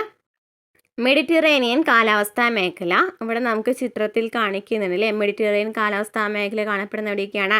വടക്കേ അമേരിക്കയിലെ കുറച്ച് ഭാഗത്തുണ്ട്, യൂറോപ്പിലെ മെഡിറ്ററേനിയൻ കടൽ തന്നിട്ടുണ്ട്, തെക്കേ അമേരിക്കയിൽ കാണപ്പെടുന്നുണ്ട്, ആഫ്രിക്കയിലെ കുറച്ച് ഭാഗത്തും കാണപ്പെടുന്നുണ്ട് അല്ലേ? ഈ കടലിന് ചുറ്റുമുള്ള പ്രദേശങ്ങളെയാണ് മെഡിറ്ററേനിയൻ പ്രദേശങ്ങൾ എന്ന് പറയുന്നത്. അപ്പോൾ മെഡിറ്ററേനിയൻ കടൽ നോക്കി ഇതാണ് മെഡിറ്ററേനിയൻ കടൽ എന്ന് പറയുന്നത്. ഇതിനെ തൊട്ടടുത്ത് കാണപ്പെടുന്ന പ്രദേശങ്ങളെയാണ് എന്ന് പറയുന്നത് മെഡിറ്ററേനിയൻ കാലാവസ്ഥാ മേഖല എന്ന് പറയുന്നത് കേട്ടോ. മെഡിറ്ററേനിയൻ പ്രദേശങ്ങൾ എന്ന് പറയുന്നത് അതിനടുത്ത് ഈ മെഡിറ്ററേനിയൻ കടലിന് അടുത്ത് കാണപ്പെടുന്ന പ്രദേശങ്ങളെയാണ് മെഡിറ്ററേനിയൻ പ്രദേശങ്ങൾ എന്ന് അറിയപ്പെടുന്നത്. വരണ്ട വേനൽക്കാലവും ആർദ്ര ശൈത്യകാലവും അനുഭവപ്പെടുന്ന പ്രദേശമാണിത്. ഇവിടെ എന്താണ്? വരണ്ട വേനൽക്കാലമാണ്, ആർദ്ര ശൈത്യകാലമാണ്. വരണ്ട വേനൽക്കാലമാണ്, ആർദ്ര ശൈത്യകാലമാണ്. വേനൽക്കാലത്ത് ഏകദേശം 20 ഡിഗ്രി സെൽഷ്യസ് മുതൽ 25 ഡിഗ്രി സെൽഷ്യസ് വരെ താപനില അനുഭവപ്പെടുന്നു. അപ്പോൾ ഇവിടെ വേനൽക്കാലത്ത് എത്രയാണ്? 20 ഡിഗ്രി മുതൽ 25 ഡിഗ്രി വരെയാണ് താപനില അനുഭവപ്പെടുന്നത്. ശൈത്യകാലത്താണെങ്കിൽ 10 ഡിഗ്രി സെൽഷ്യസ് മുതൽ 16 ഡിഗ്രി സെൽഷ്യസ് വരെയാണ് ഉയർന്ന താപനില. ശൈത്യകാലത്താണെങ്കിൽ 10 മുതൽ 16 ഡിഗ്രി സെൽഷ്യസ് വരെയാണ് ഉയർന്ന താപനില. വേനൽക്കാലത്താണെങ്കിൽ 20 മുതൽ 25 വരെയാണ്. ശൈത്യകാലത്ത് 35 സെൻറ്റിമീറ്റർ മുതൽ 75 സെൻറ്റിമീറ്റർ വരെ മഴ ലഭിക്കുന്നു എന്നതാണ് ഈ മേഖലയെ മറ്റ് കാലാവസ്ഥാ മേഖലകളിൽ നിന്നും വ്യത്യസ്തമാക്കുന്നത്. ശൈത്യകാല മഴ ശീതകാല വിളകൾക്ക് ഏറെ പ്രയോജനപ്രദമാണ്. അപ്പോൾ ഇവിടെ നന്നായിട്ട് മഴ ലഭിക്കുന്നുണ്ട് അല്ലേ? 35 മുതൽ 75 സെൻറ്റിമീറ്റർ വരെ മഴ ലഭിക്കുന്നുണ്ട്. അതാണ് മറ്റു മേഖലയിൽ നിന്നും ഇതിനെ വ്യത്യസ്തമാക്കുന്നുണ്ട്. ശീതകാല വിളകൾക്ക് ഇവിടെ ശൈത്യകാല മഴ ലഭിക്കുന്നത് കാരണം തന്നെ നല്ല ഉപകാരപ്രദമാക്കുന്നുണ്ട്. വേനൽക്കാലത്താണെങ്കിൽ 20 മുതൽ 25 ഡിഗ്രി സെൽഷ്യസ് വരെയാണ് താപനില. ശൈത്യകാലത്താണെങ്കിൽ 10 മുതൽ 16 ഡിഗ്രി സെൽഷ്യസ് വരെയാണ് ഉയർന്ന താപനില. മെഡിറ്ററേനിയൻ കടലിൻ്റെ തീരങ്ങൾക്ക് പുറമെ 30 ഡിഗ്രി മുതൽ 45 ഡിഗ്രി വരെ അക്ഷാംശങ്ങൾക്കിടയിൽ മറ്റു ചില പ്രദേശങ്ങളിലും സമാന കാലാവസ്ഥ അനുഭവപ്പെടുന്നുണ്ട്. അതായത് മെഡിറ്ററേനിയൻ കടലിനടുത്താണ് നമ്മൾ പറഞ്ഞതല്ലേ മെഡിറ്ററേനിയൻ പ്രദേശങ്ങളെ കുറിച്ച് പറഞ്ഞത്. അതല്ലാതെ തന്നെ 30 ഡിഗ്രി മുതൽ 45 ഡിഗ്രി വരെ അക്ഷാംശങ്ങൾക്കിടയിലുള്ള മറ്റു ചില പ്രദേശങ്ങളിലും ഈ ഒരു കാലാവസ്ഥ കാണപ്പെടുന്നുണ്ട്. അതിനാൽ തന്നെ ആ ഭാഗങ്ങളെല്ലാം കൂട്ടിച്ചേർത്തിട്ടാണ് മെഡിറ്ററേനിയൻ കാലാവസ്ഥാ മേഖല എന്ന് വിളിക്കുന്നത്. അതായത് മെഡിറ്ററേനിയൻ കടലിന് അടുത്ത് തന്നെയാണ് മെഡിറ്ററേനിയൻ പ്രദേശങ്ങളുണ്ട്. എല്ലാ തന്നെ പല ഭാഗങ്ങളിലും എന്ത് കാണപ്പെടുന്നുണ്ട്? ഈ കാലാവസ്ഥ കാണപ്പെടുന്നുണ്ട്. അതിനാൽ തന്നെ ഇതിനെയാണ് മെഡിറ്ററേനിയൻ കാലാവസ്ഥാ മേഖല എന്ന് വിളിക്കുന്നത്. പശ്ചിമവാതങ്ങളാണ് ശൈത്യകാലത്ത് മെഡിറ്ററേനിയൻ പ്രദേശങ്ങളിൽ മഴ ലഭിക്കുന്നതിന് കാരണമാകുന്നത്. അപ്പോൾ ഇതാണ് പശ്ചിമവാതങ്ങളാണ് അവിടെ മഴ ലഭിക്കുന്നതിന് കൂടുതലായിട്ട് കാരണമാകുന്നതാണ് പശ്ചിമവാതങ്ങളാണ് ശൈത്യകാലത്ത് മെഡിറ്ററേനിയൻ പ്രദേശങ്ങളിൽ മഴ ലഭിക്കുന്നതിന് കാരണമാകുന്നത്. മഴയുടെ അളവ് കുറവായതിനാൽ തന്നെ നിബിഡ വനങ്ങൾ ഈ മേഖലയിൽ കാണപ്പെടാറില്ല. ഇവിടെ മഴയുടെ അളവ് കുറവാണ്, അതിനാൽ തന്നെ അവിടെ നിബിഡ വനങ്ങളൊന്നും കാണപ്പെടുന്നില്ല. ഇവിടെ എന്തൊക്കെയാണ് കാണപ്പെടുന്നത്? ഓക്ക്, സിഖോയ തുടങ്ങിയ ഉയരം കൂടിയ നിത്യഹരിത വൃക്ഷങ്ങളും പൈൻ, ഫിർ തുടങ്ങിയ നിത്യഹരിത സ്തൂപികാഗ്ര വൃക്ഷങ്ങളും കുറ്റിച്ചെടികളും കാണപ്പെടുന്നു. അപ്പോൾ നിത്യഹരിത വൃക്ഷങ്ങളും സ്തൂപികാഗ്ര വൃക്ഷങ്ങളും കുറ്റിച്ചെടികളാണ് മെഡിറ്ററേനിയൻ കാലാവസ്ഥാ മേഖലയിൽ കാണപ്പെടുന്നത്. അതായത് ഓക്ക്, സിക്കോയ, പൈൻ, ഫിർ തുടങ്ങിയ വൃക്ഷങ്ങളാണ് ഇവിടെ കാണപ്പെടുന്നത്. പഴവർഗ്ഗങ്ങളും പച്ചക്കറികളുമാണ് ഇവിടുത്തെ പ്രധാന കൃഷി. അപ്പോൾ ഇവിടുത്തെ പ്രധാന കൃഷി എന്താണ്? ഏതൊക്കെയാണ്? പഴങ്ങളും പച്ചക്കറികളുമാണ്. സാധ്യമായ ഇടങ്ങളിൽ ധാന്യ കൃഷിയും കണ്ടുവരുന്നുണ്ട്. അപ്പോൾ പഴവർഗ്ഗങ്ങളും പച്ചക്കറികളുമാണ് അവിടെ കൂടുതലായിട്ട് കൃഷി ചെയ്യുന്നതെങ്കിലും ധാന്യങ്ങളും അവിടെ കൃഷി ചെയ്യുന്നുണ്ട്. ഇവിടെ നോക്കിയ ഒരു മുന്തിരിത്തോട്ടം നൽകിയിട്ടുണ്ടല്ലേ. കാലാവസ്ഥാ സാഹചര്യങ്ങൾക്കനുസരിച്ച് വികസിപ്പിച്ച കൃഷിരീതിയും അനുബന്ധ പ്രവർത്തനങ്ങളുമാണ് മെഡിറ്ററേനിയൻ പ്രദേശത്തെ ഏറെ സാമ്പത്തിക പ്രാധാന്യമുള്ള മേഖലയാക്കി മാറ്റുന്നത്. ലോകത്തിൽ വൈൻ ഉൽപ്പാദനത്തിൽ മുമ്പിലുള്ളത് മെഡിറ്ററേനിയൻ രാജ്യങ്ങളാണ്. അപ്പോൾ വൈൻ ഉൽപ്പാദനത്തിൽ മുമ്പിലുള്ളത് ഏതാണ്? മെഡിറ്ററേനിയൻ രാജ്യങ്ങളാണ്. കാരണം എന്താണ്? കാലാവസ്ഥാ സാഹചര്യങ്ങൾക്കനുസരിച്ച് വികസിപ്പിച്ച കൃഷിരീതിയും അനുബന്ധ പ്രവർത്തനങ്ങളും ഇവിടെ നടക്കുന്നത് ഈ മെഡിറ്ററേനിയൻ പ്രദേശങ്ങളിൽ നടക്കുന്നുണ്ട്. നാരകഫലങ്ങളുടെ കയറ്റുമതിയുടെ 70% മെഡിറ്ററേനിയൻ രാജ്യങ്ങളിൽ നിന്നാണ്. അപ്പോൾ നാരകഫലങ്ങളുടെ 70% എവിടെ നിന്നാണ്? ഈ മെഡിറ്ററേനിയൻ രാജ്യങ്ങളിൽ നിന്നാണ്. അതുപോലെ തന്നെ വൈൻ ഉൽപ്പാദനത്തിൽ മുമ്പിൽ നിൽക്കുന്നതും ഈ മെഡിറ്ററേനിയൻ രാജ്യങ്ങളാണ്. ഉഷ്ണമേഖലയതുപോലെ മിതീഷ്ണ മേഖലയിലുള്ള ഉൾപ്രദേശങ്ങളും സമുദ്ര സ്വാധീനം തീരെ കുറവായതിനാൽ വൃക്ഷരഹിതമായ പുൽമേടുകൾ കാണപ്പെടുന്നു. ഈ പ്രദേശങ്ങളെയാണ് മിതോഷ്ണ പുൽമേടുകൾ എന്ന് പറയുന്നത്.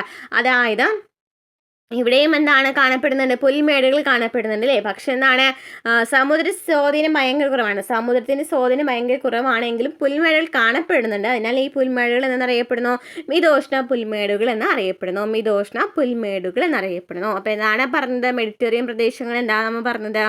മെഡിറ്ററേനിയൻ കാലാവസ്ഥാ മേഖല എന്ന് പറയുന്നത് 35 സെൻറ്റിമീറ്റർ മുതൽ 75 സെൻറ്റിമീറ്റർ വരെ മഴ ലഭിക്കുന്നുണ്ട്. അതിനാൽ തന്നെ പല കാലാവസ്ഥാ മേഖലകളിൽ നിന്നും ഇതിനെ വ്യത്യസ്തമാക്കുന്നുണ്ട്. അതുപോലെ തന്നെ ഈ മെഡിറ്ററേനിയൻ കടലിനടുത്തുള്ള പ്രദേശങ്ങളിലാണ് കൂടുതലായിട്ട് ഈ കാലാവസ്ഥ അനുഭവപ്പെടുന്നത് അല്ലേ. പക്ഷെ അതല്ലാതെ തന്നെ പല രാജ്യങ്ങളിലും പല സ്ഥലങ്ങളിലും ഈ മെഡിറ്ററേനിയൻ കാലാവസ്ഥ കാണപ്പെടുന്നുണ്ട് അല്ലേ. അതിനാൽ തന്നെ മെഡിറ്ററേനിയൻ കാലാവസ്ഥാ മേഖല എന്നറിയപ്പെടുന്നത് ഈ എല്ലാ സ്ഥലങ്ങളെയും പ്രദേശങ്ങളെയും ഒരുമിച്ചിട്ട് പറയുന്നതാണ്. ഇവിടെ കുറേ കുറ്റിച്ചെടികളും മുൾച്ചെടികളും സ്തൂപികാഗ്ര വൃക്ഷങ്ങളും അതുപോലെ തന്നെ ഉയരം കുറഞ്ഞ ചെടികളൊക്കെ അല്ലേ, ഉയരം കുറഞ്ഞ വൃക്ഷങ്ങളൊക്കെ കാണപ്പെടുന്നുണ്ട്. കൂടുതലായിട്ട് ഈ വൈനാണെന്നുണ്ടെങ്കിലും നാരകഫലങ്ങളിലെ കയറ്റുമതിയൊക്കെ കൂടുതലായിട്ടുള്ളത് ഈ ഒരു ഭാഗത്താണ്. പിന്നെ മിതോഷ്ണ പുൽമേടുകൾ എന്ന് പറയുന്നത് ഈ ഒരു ഭാഗത്ത് സമുദ്ര സ്വാധീനം വളരെ കുറവാണ്. എന്നാലും അവിടെ പുൽമേടുകൾ കാണപ്പെടുന്നത്. അതിനെയാണെന്ന് അറിയപ്പെടുന്നത് മിതോഷ്ണ പുൽമേടുകൾ എന്ന് അറിയപ്പെടുന്നത്. ഇനി മിതോഷ്ണ പുൽമേടുകൾ എന്താണെന്ന് നോക്കാം. ഇരു അർദ്ധഗോളങ്ങളിലുമായി 40 ഡിഗ്രി മുതൽ 55 ഡിഗ്രി വരെ അക്ഷാംശങ്ങൾക്കിടയിലാണ് ഈ പുൽമേടുകളുടെ സ്ഥാനം. എത്രയാണ് പറയുന്നത്? 44 ഡിഗ്രി അല്ലേ. 44 ഡിഗ്രി മുതൽ 55 ഡിഗ്രി വരെ 44 ഡിഗ്രി മുതൽ 55 ഡിഗ്രി വരെയാണ് പറയുന്നത്. ഇരു അർദ്ധഗോളങ്ങളിലാണെന്നും പറയുന്നുണ്ട് അല്ലേ. ഇരു അർദ്ധഗോളങ്ങളിലായിട്ട് 40 മുതൽ 55 ഡിഗ്രി വരെയാണ് മിതോഷ്ണ പുൽമേടുകൾ കാണപ്പെടുന്നത്. ഈ വിവിധ പ്രദേശങ്ങളിൽ വ്യത്യസ്തമായ പേരുകളിലാണ് ഇത് അറിയപ്പെടുന്നത്. മിതോഷ്ണ പുൽമേടുകൾ ലോകത്തിൻ്റെ വിവിധ ഭാഗങ്ങളിലായാണ് കാണപ്പെടുന്നതെങ്കിലും അവയുടെ കാലാവസ്ഥാ സവിശേഷതകൾ ഏറെക്കുറെ സമാനമാണ്. അതായത് മിതോഷ്ണ പുൽമേടുകൾ ലോകത്തിൻ്റെ പല ഭാഗങ്ങളിലാണ് കാണപ്പെടുന്നത്. എന്നാലും ഇവരുടെ സ്വഭാവം നോക്കുകയാണെന്നുണ്ടെങ്കിൽ, സവിശേഷതകൾ നോക്കുകയാണെന്നുണ്ടെങ്കിൽ എന്താണ്? സെയിം തന്നെയാണ് അല്ലേ. ഹ്രസ്വമായ വേനൽക്കാലവും ദീർഘവുമായ ശൈത്യകാലവുമാണ് മിതോഷ്ണ പുൽമേടുകളിലെ കാലാവസ്ഥാ പ്രത്യേകത. എന്നാണ് പറയുന്നത്? വേനൽക്കാലം കുറവാണ്, എന്നാൽ എന്താണ്? ശൈത്യകാലം കൂടുതലാണ് അല്ലേ ഈ മിതോഷ്ണ പുൽമേടുകളിൽ. ഉഷ്ണകാലം കുറവാണ് അല്ലേ. ഉഷ്ണകാലം കുറവാണ്, എന്നാൽ ദീർഘമായ ശൈത്യകാലമാണ് ഇവിടെ കാണപ്പെടുന്നത്. ഭൂഖണ്ഡങ്ങളുടെ ഉൾപ്രദേശങ്ങളിൽ സ്ഥിതി ചെയ്യുന്നതിനാൽ ഈ മേഖലയിൽ വേനലിൽ ഉയർന്ന താപനില അനുഭവപ്പെടുന്നു. ഭൂഖണ്ഡങ്ങളുടെ ഉൾപ്രദേശങ്ങളിലാണ് ഇത് സ്ഥിതി ചെയ്യുന്നത്. അതിനാൽ തന്നെ വേനലിൽ ഉയർന്ന താപനില അനുഭവപ്പെടുന്നുണ്ട്. ഇനി ശൈത്യകാല താപനില നോക്കുകയാണെങ്കിൽ 2 ഡിഗ്രി സെൽഷ്യസ് മുതൽ 13 ഡിഗ്രി സെൽഷ്യസ് വരെയാണ്. ഇനി പ്രയറി ലോകത്തിൻ്റെ ധാന്യക്കലവറ എപ്പോഴും ചോദിക്കുന്ന ഒരു കണ്ടുവരുന്ന ക്വസ്റ്റ്യനാണ്. പ്രയറി എന്ന് പറയുന്നത് ലോകത്തിൻ്റെ ധാന്യക്കലവറയാണെന്ന് പറയുന്നത് പ്രയറി എന്ന് പറയുന്നത്. വടക്കേ അമേരിക്കയിലെ ഒരു മിതോഷ്ണ പുൽമേടായ പ്രയറി പുൽമേടുകളെയാണ് ലോകത്തിൻ്റെ ധാന്യക്കലവറ എന്ന് വിശേഷിപ്പിക്കുന്നത്. അപ്പോൾ ലോകത്തിൻ്റെ ധാന്യക്കലവറ എന്ന് പറയുന്നത് പ്രയറി പുൽമേടുകളാണ്. എവിടെയാണ് കാണപ്പെടുന്നത്? വടക്കേ അമേരിക്കയിലെ ഒരു മിതോഷ്ണ പുൽമേടാണ് പ്രയറി പുൽമേട് എന്ന് പറയുന്നത്. വടക്കേ അമേരിക്കയിലെ ഒരു മിതോഷ്ണ പുൽമേടാണ് പ്രയറി പുൽമേട്. അമേരിക്കയിലും കാനഡയിലുമായി വ്യാപിച്ചിരിക്കുന്ന ഈ വിശാല പുൽമേടിലെ ഏകദേശം 2 ദശലക്ഷം ഏക്കർ ഭൂമിയിൽ ഇന്ന് വാണിജ്യാടിസ്ഥാനത്തിൽ ധാന്യ കൃഷി ചെയ്തു വരുന്നു. അമേരിക്കയിലും കാനഡയിലുമായി വ്യാപിച്ചിരിക്കുന്ന ഈ വിശാല പുൽമേടിൽ ഏകദേശം എത്രയാണ് 2 ദശലക്ഷം ഏക്കർ ഭൂമിയിൽ നിന്ന് വാണിജ്യാടിസ്ഥാനത്തിൽ ധാന്യ കൃഷി ചെയ്തു വരുന്നുണ്ട്. ധാന്യ കൃഷിയാണ് ഇവിടെ കൂടുതലായിട്ട് ചെയ്യുന്നത്. ഗോതമ്പാണ് പ്രധാന വിള. മിതമായ താപനിലയും മഴ ലഭ്യതയും ഫലഭൂയിഷ്ഠമായ മണ്ണും ഈ പ്രദേശത്തെ ഗോതമ്പ് കൃഷിക്ക് ഏറെ അനുയോജ്യമാക്കുന്നു. മിതമായ താപനിലയാണ്, മഴ ലഭ്യതയുണ്ട്, ഫലഭൂയിഷ്ഠമായ മണ്ണാണ്. അതിനാലാണ് അവിടെ ഗോതമ്പ് കൂടുതലായിട്ട് കൃഷി ചെയ്യുന്നത്. വൻതോതിലുള്ള ഗോതമ്പ് ഉൽപ്പാദനമാണ് പ്രയറി പുൽമേടുകളെ ലോകത്തിന്റെ ധാന്യക്കലവറ എന്ന വിശേഷണത്തിന് അർഹമാക്കിയത്. വൻതോതിലുള്ള ഗോതമ്പ് ഉൽപ്പാദനമാണ് പ്രയറി പുൽമേടുകളെ ലോകത്തിന്റെ ധാന്യക്കലവറ എന്ന വിശേഷണത്തിന് അർഹമാക്കിയത്. അപ്പോൾ ലോകത്തിന്റെ ധാന്യക്കലവറ എന്നറിയപ്പെടാൻ കാരണം എന്താണ്? അവിടെ കൂടുതലായിട്ട് ഗോതമ്പാണ് കൃഷി ചെയ്യുന്നത്. ഇനി ഇവിടെ 25 സെന്റിമീറ്റർ മുതൽ 60 സെന്റിമീറ്റർ വരെ മഴ ലഭിക്കുന്നു. മഴ ലഭ്യതയിലെ ഏറ്റക്കുറച്ചിൽ സസ്യജാലങ്ങളിലും പ്രകടമാണ്. മഴ കുറവായതിനാൽ മരങ്ങളും കുറവാണ്. മഴ കുറവാണെങ്കിൽ അവിടെ എന്ത് സംഭവിക്കും? മരങ്ങളും കുറവായിരിക്കും. പുല്ലുവർഗ്ഗത്തിൽപ്പെട്ട വിവിധയിനം സസ്യങ്ങളാണ് കൂടുതലായിട്ടും ഇവിടെ കണ്ടുവരുന്നത്. പുല്ലുവർഗ്ഗത്തിൽപ്പെട്ട വിവിധയിനം സസ്യങ്ങളാണ് ഇവിടെ കൂടുതലായിട്ട് കാണപ്പെടുന്നത്. മിതോഷ്ണ പുൽമേടുകൾ സ്വാഭാവിക മേച്ചിൽപ്പുറങ്ങളായതിനാൽ ഈ മേഖലയിൽ ധാരാളം ഇടയ ജനവിഭാഗങ്ങളുണ്ട്. അപ്പോൾ ഇതെന്ന് പറയുന്നത് മേച്ചിൽപ്പുറങ്ങളാണ് അല്ലേ? മേച്ചിൽ പുറങ്ങളാണ് ഈ മിതോഷ്ണ പുൽമേടുകൾ എന്ന് പറയുന്നത്. അതിനാൽ തന്നെയാണ് കൂടുതലായിട്ട് ഇടയ ജനവിഭാഗങ്ങൾ കാണപ്പെടുന്നുണ്ട്. ഇന്ന് പുൽമേടുകൾ വ്യാപകമായ രീതിയിൽ കൃഷിഭൂമികളായി പരിവർത്തനം ചെയ്യപ്പെട്ടു. അപ്പോൾ അന്നത്തെ പുൽമേട് എന്ന് പറയുന്നത് ഇപ്പോൾ കൃഷിഭൂമികളായിട്ട് മാറിയിട്ടുണ്ട്. വ്യാവസായിക അടിസ്ഥാനത്തിൽ യന്ത്രവൽകൃത രീതിയിലുള്ള ധാന്യ കൃഷിയും മൃഗപരിപാലനവും ഈ മേഖലയിൽ അനുദിനം വളർന്നുകൊണ്ടേയിരിക്കുന്നു. കാലാവസ്ഥാ സവിശേഷതകൾക്കനുസരിച്ചാണ് ഓരോ മേഖലയിലെയും സസ്യജാലങ്ങളും ജനജീവിതവും രൂപപ്പെടുന്നത്. എങ്കിലും കാലത്തിനനുസരിച്ച് കൈവരിക്കുന്ന സാങ്കേതിക പുരോഗതിയുടെ ഭാഗമായി മനുഷ്യർ പല മേഖലകളുടെയും സ്വാഭാവിക സവിശേഷതകളിൽ മാറ്റം വരുത്തുന്നു. അതായത് ഇപ്പോൾ കാലാവസ്ഥയ്ക്ക് അനുസൃതമായ കൃഷിയായിരിക്കണം അവിടെ ചെയ്യേണ്ടത് അല്ലേ? പക്ഷേ ഇപ്പോൾ എന്താണ് കുറേ വ്യത്യാസങ്ങൾ വന്നിട്ടുണ്ട്. പുതിയ സാങ്കേതിക വിദ്യയുടെ അടിസ്ഥാനത്തിൽ ഇപ്പോൾ അതിനനുസരിച്ചില്ല നമുക്ക് പല രീതിയിൽ, അതായത് സാങ്കേതിക പുരോഗതിയുടെ ഭാഗമായിട്ട് മനുഷ്യർ പല മേഖലകളിലും ഈ സവിശേഷതകളിൽ മാറ്റം വരുന്നുണ്ട്. അവരുടെ കാലാവസ്ഥാ സവിശേഷതകളിൽ മാറ്റം വരുത്തുന്നുണ്ട് അല്ലേ? പുതിയ സാങ്കേതിക വിദ്യയുടെ സഹായത്താൽ. സ്വാഭാവിക മേച്ചിൽപ്പുറങ്ങളായിരുന്ന മിതോഷ്ണ പുൽമേടുകൾ വ്യാവസായിക അടിസ്ഥാനത്തിൽ വ്യാപകമായി കൃഷിയും മൃഗപരിപാലനവും നടത്തുന്ന ഇടങ്ങളായി പരിവർത്തനം ചെയ്യപ്പെട്ടത് കണ്ടില്ലേ? അപ്പോൾ ഈ മിതോഷ്ണ പുൽമേട് എന്ന് പറയുന്നത് സാധാരണയായിട്ട് ഇടയന്മാരാണ് കൂടുതലായിട്ട് അവിടെ കാണപ്പെടുന്നത്. കാരണം അവിടെ എന്താണ്? മേച്ചിൽപ്പുറങ്ങളായിട്ടാണ് അല്ലേ അവരവിടെ ജീവിച്ചിരുന്നത്. മേച്ചിൽപ്പുറങ്ങളായിട്ടാണ് അതിനെ അവർ കണ്ടിട്ടുണ്ടായിരുന്നത്. അതിനാൽ തന്നെ അവിടെ മൃഗപരിപാലനമായിരുന്നു കൂടുതലായിട്ടുണ്ടായിരുന്നത്. പക്ഷെ എന്തായി? അതിൽ നിന്നും വ്യത്യസ്തമായിട്ട് എന്ത് സംഭവിച്ചു? പുതിയ യന്ത്രങ്ങളും സാങ്കേതിക വിദ്യയുടെയൊക്കെ സഹായത്താൽ അത് അവിടെ പല രീതിയിലുള്ള പല കൃഷികളും ചെയ്തു തുടങ്ങി അല്ലേ? അതായത് എന്താണ്? വ്യാവസായിക അടിസ്ഥാനത്തിലുള്ള കൃഷിയൊക്കെ അവിടെ ചെയ്തു തുടങ്ങി. ജനസംഖ്യയും മനുഷ്യന്റെ ആവശ്യങ്ങളും അനുദിനം വർദ്ധിച്ചു വരുന്ന വർത്തമാനകാലത്ത് സാധ്യമായ പ്രദേശങ്ങളെല്ലാം പ്രയോജനപ്പെടുത്തുന്നതിനുള്ള ശ്രമങ്ങൾ തുടർന്നുകൊണ്ടേയിരിക്കും. അങ്ങനെ ജനങ്ങളുടെ ആവശ്യങ്ങളും ജനങ്ങളൊക്കെ കൂടിക്കൊണ്ടിരിക്കുകയാണെന്നുണ്ടെങ്കിൽ ഇതിന്റെ സ്വാഭാവിക കാലാവസ്ഥയൊക്കെ മാറ്റിയിട്ട് അതിനനുസൃതമായിട്ടുള്ള അല്ലേ നമ്മുടെ കയ്യിലുള്ളത് വെച്ചിട്ട് അവിടെ കൃഷി ചെയ്യാൻ ആയിട്ട് ആരംഭിക്കുകയാണ്. കാലാവസ്ഥാപരമായി ഏറെ ദുഷ്കരവും ശൈത്യ മേഖലകളുടെ ഭൂമിശാസ്ത്ര സവിശേഷതകളും ജനജീവിതവും പരിശോധിക്കുക. അപ്പോൾ ഇനി അവിടുത്തെ എന്താണ് പറയുന്നത്? ഭൂമിശാസ്ത്ര സവിശേഷതകൾ, ശൈത്യ മേഖലകളെ കുറിച്ചിട്ടാണ് നമ്മൾ പറയാൻ പോകുന്നത്. അപ്പോൾ മിതോഷ്ണത്തെ കുറിച്ചിട്ട് ഇത്രയേ ഉള്ളൂ പറയാനായിട്ട്. അപ്പോൾ മിതോഷ്ണ പുൽമേടുകൾ എന്ന് വെച്ചാൽ എന്താണ് നമ്മൾ ഡീറ്റെയിൽ ആയിട്ട് പറഞ്ഞു. എന്താണ് മിതോഷ്ണ പുൽമേടുകൾ എന്ന് വെച്ചാൽ 40 മുതൽ 55 ഡിഗ്രി സെൽഷ്യസിലാണ് അത് കൂടുതലായിട്ട് കാണപ്പെടുന്നത്. 2 അർദ്ധഗോളങ്ങളിലായിട്ടില്ലേ? അത് പലയിടങ്ങളിലും പല പേരുകളിലും അറിയപ്പെടുന്നുണ്ട്. അവിടെ നമുക്ക് നോക്കുകയാണെന്നുണ്ടെങ്കിൽ പ്രയറിയിലെ വടക്കേ അമേരിക്കയിൽ എന്താണ്? പ്രയറി എന്നറിയപ്പെടുന്നുണ്ട്. വടക്കേ അമേരിക്കയിൽ പ്രയറി എന്നറിയപ്പെടുന്നുണ്ട്. തെക്കേ അമേരിക്കയിൽ എന്താണ് അറിയപ്പെടുന്നത്? പാമ്പാസ് എന്നറിയപ്പെടുന്നു. തെക്കേ അമേരിക്കയിൽ പാമ്പാസ് എന്നറിയപ്പെടുന്നു. ആഫ്രിക്കയിൽ എന്താണ്? വെൽഡ് എന്നറിയപ്പെടുന്നു. ഓസ്ട്രേലിയയിൽ ഡൗൺസ് എന്നറിയപ്പെടുന്നു. പിന്നെ എന്താണ്? ഏഷ്യയിൽ സ്റ്റെപ്പി എന്നറിയപ്പെടുന്നു. അപ്പോൾ വടക്കേ അമേരിക്കയിൽ പ്രയറി എന്ന, തെക്കേ അമേരിക്കയിലെ പാമ്പാസ്, യൂറോപ്പിലില്ല അല്ലെ? ഏഷ്യയിലാണെന്നുണ്ടെങ്കിൽ സ്റ്റെപ്പി എന്നറിയപ്പെടുന്നു. ആഫ്രിക്കയിലാണെങ്കിൽ എന്താണ്? വെൽഡ് എന്നറിയപ്പെടുന്നു. പിന്നെ ഓസ്ട്രേലിയ ആണെങ്കിൽ ഡൗൺസ് എന്നും അറിയപ്പെടുന്നു. പിന്നെ എന്താണ് പറഞ്ഞത്? മിതോഷ്ണ പുൽമേടുകൾ എന്ന് പറയുന്നത് പല ഭാഗങ്ങളിലായിട്ടാണ് കാണപ്പെടുന്നതെങ്കിലും സവിശേഷതകളൊക്കെ സെയിം തന്നെയാണ് അല്ലേ? ഹ്രസ്വമായ വേനൽക്കാലമാണ്, ദീർഘമായ ശൈത്യകാലമാണ് ഇവിടെ കാണപ്പെടുന്നത്. ഇവിടെ അങ്ങനെ ഉയർന്ന അതായത് നല്ല ഉയരത്തിലുള്ള സസ്യങ്ങളൊന്നും കാണപ്പെടുന്നില്ല. ചെറിയ ചെറിയ സസ്യങ്ങളാണ് ഇവിടെ കൂടുതലായിട്ട് കാണപ്പെടുന്നത്. പുല്ല് വർഗ്ഗത്തിൽപ്പെട്ട വിവിധ സസ്യങ്ങളാണ് ഇവിടെ കൂടുതലായിട്ട് കാണപ്പെടുന്നത്. അതുപോലെ തന്നെ പ്രയറി എന്ന് പറയുന്നതാണ് ലോകത്തിന് ധാന്യക്കലവറ എന്ന് വിളിക്കുന്നത്. കാരണം എന്താണ്? അവിടെ കൂടുതലായിട്ട് ഗോതമ്പ് കൃഷി ചെയ്യുന്നുണ്ട് അല്ലേ? ഈ ഗോതമ്പ് എന്ന് പറയുന്നത് എന്താണ് പറയുന്നത്, ഗോതമ്പ് ഉൽപ്പാദനം കൂടുതലായിട്ട് കാണപ്പെടുന്ന കാരണമാണ് അവിടെ പ്രയറി പുൽമേടുകൾ എന്നറിയപ്പെടുന്നത് ലോകത്തിന് ധാന്യക്കലവറ എന്നറിയപ്പെടുന്നത്. വാണിജ്യ അടിസ്ഥാനത്തിൽ നോക്കുകയാണെന്നുണ്ടെങ്കിൽ എത്രയാണ്, 2 ദശലക്ഷം ഏക്കർ ഭൂമിയിലാണ് ഈ ധാന്യം, അതായത് ഈ ഗോതമ്പ് കൃഷി ചെയ്യുന്നത്. അതുപോലെ തന്നെ ധാന്യങ്ങളും ഇവിടെ കൃഷി ചെയ്യുന്നു എന്ന് പറയുന്നുണ്ട് അല്ലേ. അതുപോലെ തന്നെ ഇവിടെ ഇടയ ജനവിഭാഗങ്ങളാണ് കൂടുതലായിട്ട് കാണപ്പെട്ട് വന്നിരുന്നത്. പക്ഷേ പുതിയ സാങ്കേതിക വിദ്യയുടെ സഹായത്താലൊക്കെ ഇവിടെ വ്യാവസായിക അടിസ്ഥാനത്തിലുള്ള കൃഷിയൊക്കെ ചെയ്യുകയാണ്. അങ്ങനെ ഈ സ്വാഭാവിക കാലാവസ്ഥയിലേക്ക് മാറ്റം വരുത്തിയിട്ടാണ് ചെയ്യുന്നത്. കാരണം എന്താണ്, ജനങ്ങളുടെ ജനസംഖ്യ നോക്കുകയാണെന്നുണ്ടെങ്കിലും അതുപോലെ തന്നെ ജനങ്ങളുടെ ആവശ്യങ്ങൾ നോക്കുകയാണെന്നുണ്ടെങ്കിലും കൂടി വരാണ്. അതിനനുസൃതമായിട്ടുള്ള ആവശ്യങ്ങൾക്ക് അനുസൃതമായിട്ടുള്ള ധാന്യങ്ങൾ അല്ലെങ്കിൽ കൃഷിയൊക്കെ വേണമല്ലേ അല്ലേ. അപ്പം അതിന് വേണ്ടിയിട്ട് പലതും ഈ അവരുടെ തനതായിട്ടുള്ള തനതായിട്ടുള്ള കാലാവസ്ഥ സാഹചര്യങ്ങളെ മാറ്റിയിട്ട് നമുക്ക് ആവശ്യമായിട്ടുള്ള കാലാവസ്ഥയിലേക്ക് അല്ലേ നമുക്ക് ആവശ്യമായിട്ടുള്ളതിലേക്ക് കൊണ്ടുവരാണ് ചെയ്യുന്നത്. നെക്സ്റ്റ് വരുന്നത് ടൈഗേ മേഖലയാണ്. ഉത്തരാർദ്ധഗോളത്തിൽ 55 ഡിഗ്രി മുതൽ 70 ഡിഗ്രി വരെ അക്ഷാംശങ്ങൾക്കിടയിൽ സ്ഥിതി ചെയ്യുന്ന ശൈത്യ മേഖലയാണ് ടൈഗേ മേഖല എന്ന് പറയുന്നത്. ഉത്തരാർദ്ധഗോളത്തിൽ 55 ഡിഗ്രി മുതൽ 70 ഡിഗ്രി വരെയാണ് കാണപ്പെടുന്നത്. ദൈർഘ്യം കുറഞ്ഞ വേനൽക്കാലവും ദീർഘമായ ശൈത്യകാലവുമാണ് ഇവിടെ അനുഭവപ്പെടുന്നത്. അപ്പോൾ ശൈത്യ മേഖലയാണെന്നറിയപ്പെടുന്നത് ടൈഗേ മേഖല എന്നറിയപ്പെടുന്നത്. കാരണം എന്താണ്, അവിടെ വേനൽക്കാലം കുറവാണ്, ദീർഘമായ ശൈത്യകാലമാണ് ഇവിടെ കാണപ്പെടുന്നത്. 15 ഡിഗ്രി സെൽഷ്യസ് മുതൽ 20 ഡിഗ്രി സെൽഷ്യസ് വരെ വേനൽക്കാല താപനില അനുഭവപ്പെടുമ്പോൾ ശൈത്യകാല താപനില -30 ഡിഗ്രി സെൽഷ്യസ് മുതൽ -25 ഡിഗ്രി സെൽഷ്യസ് വരെ താഴ്ന്നു.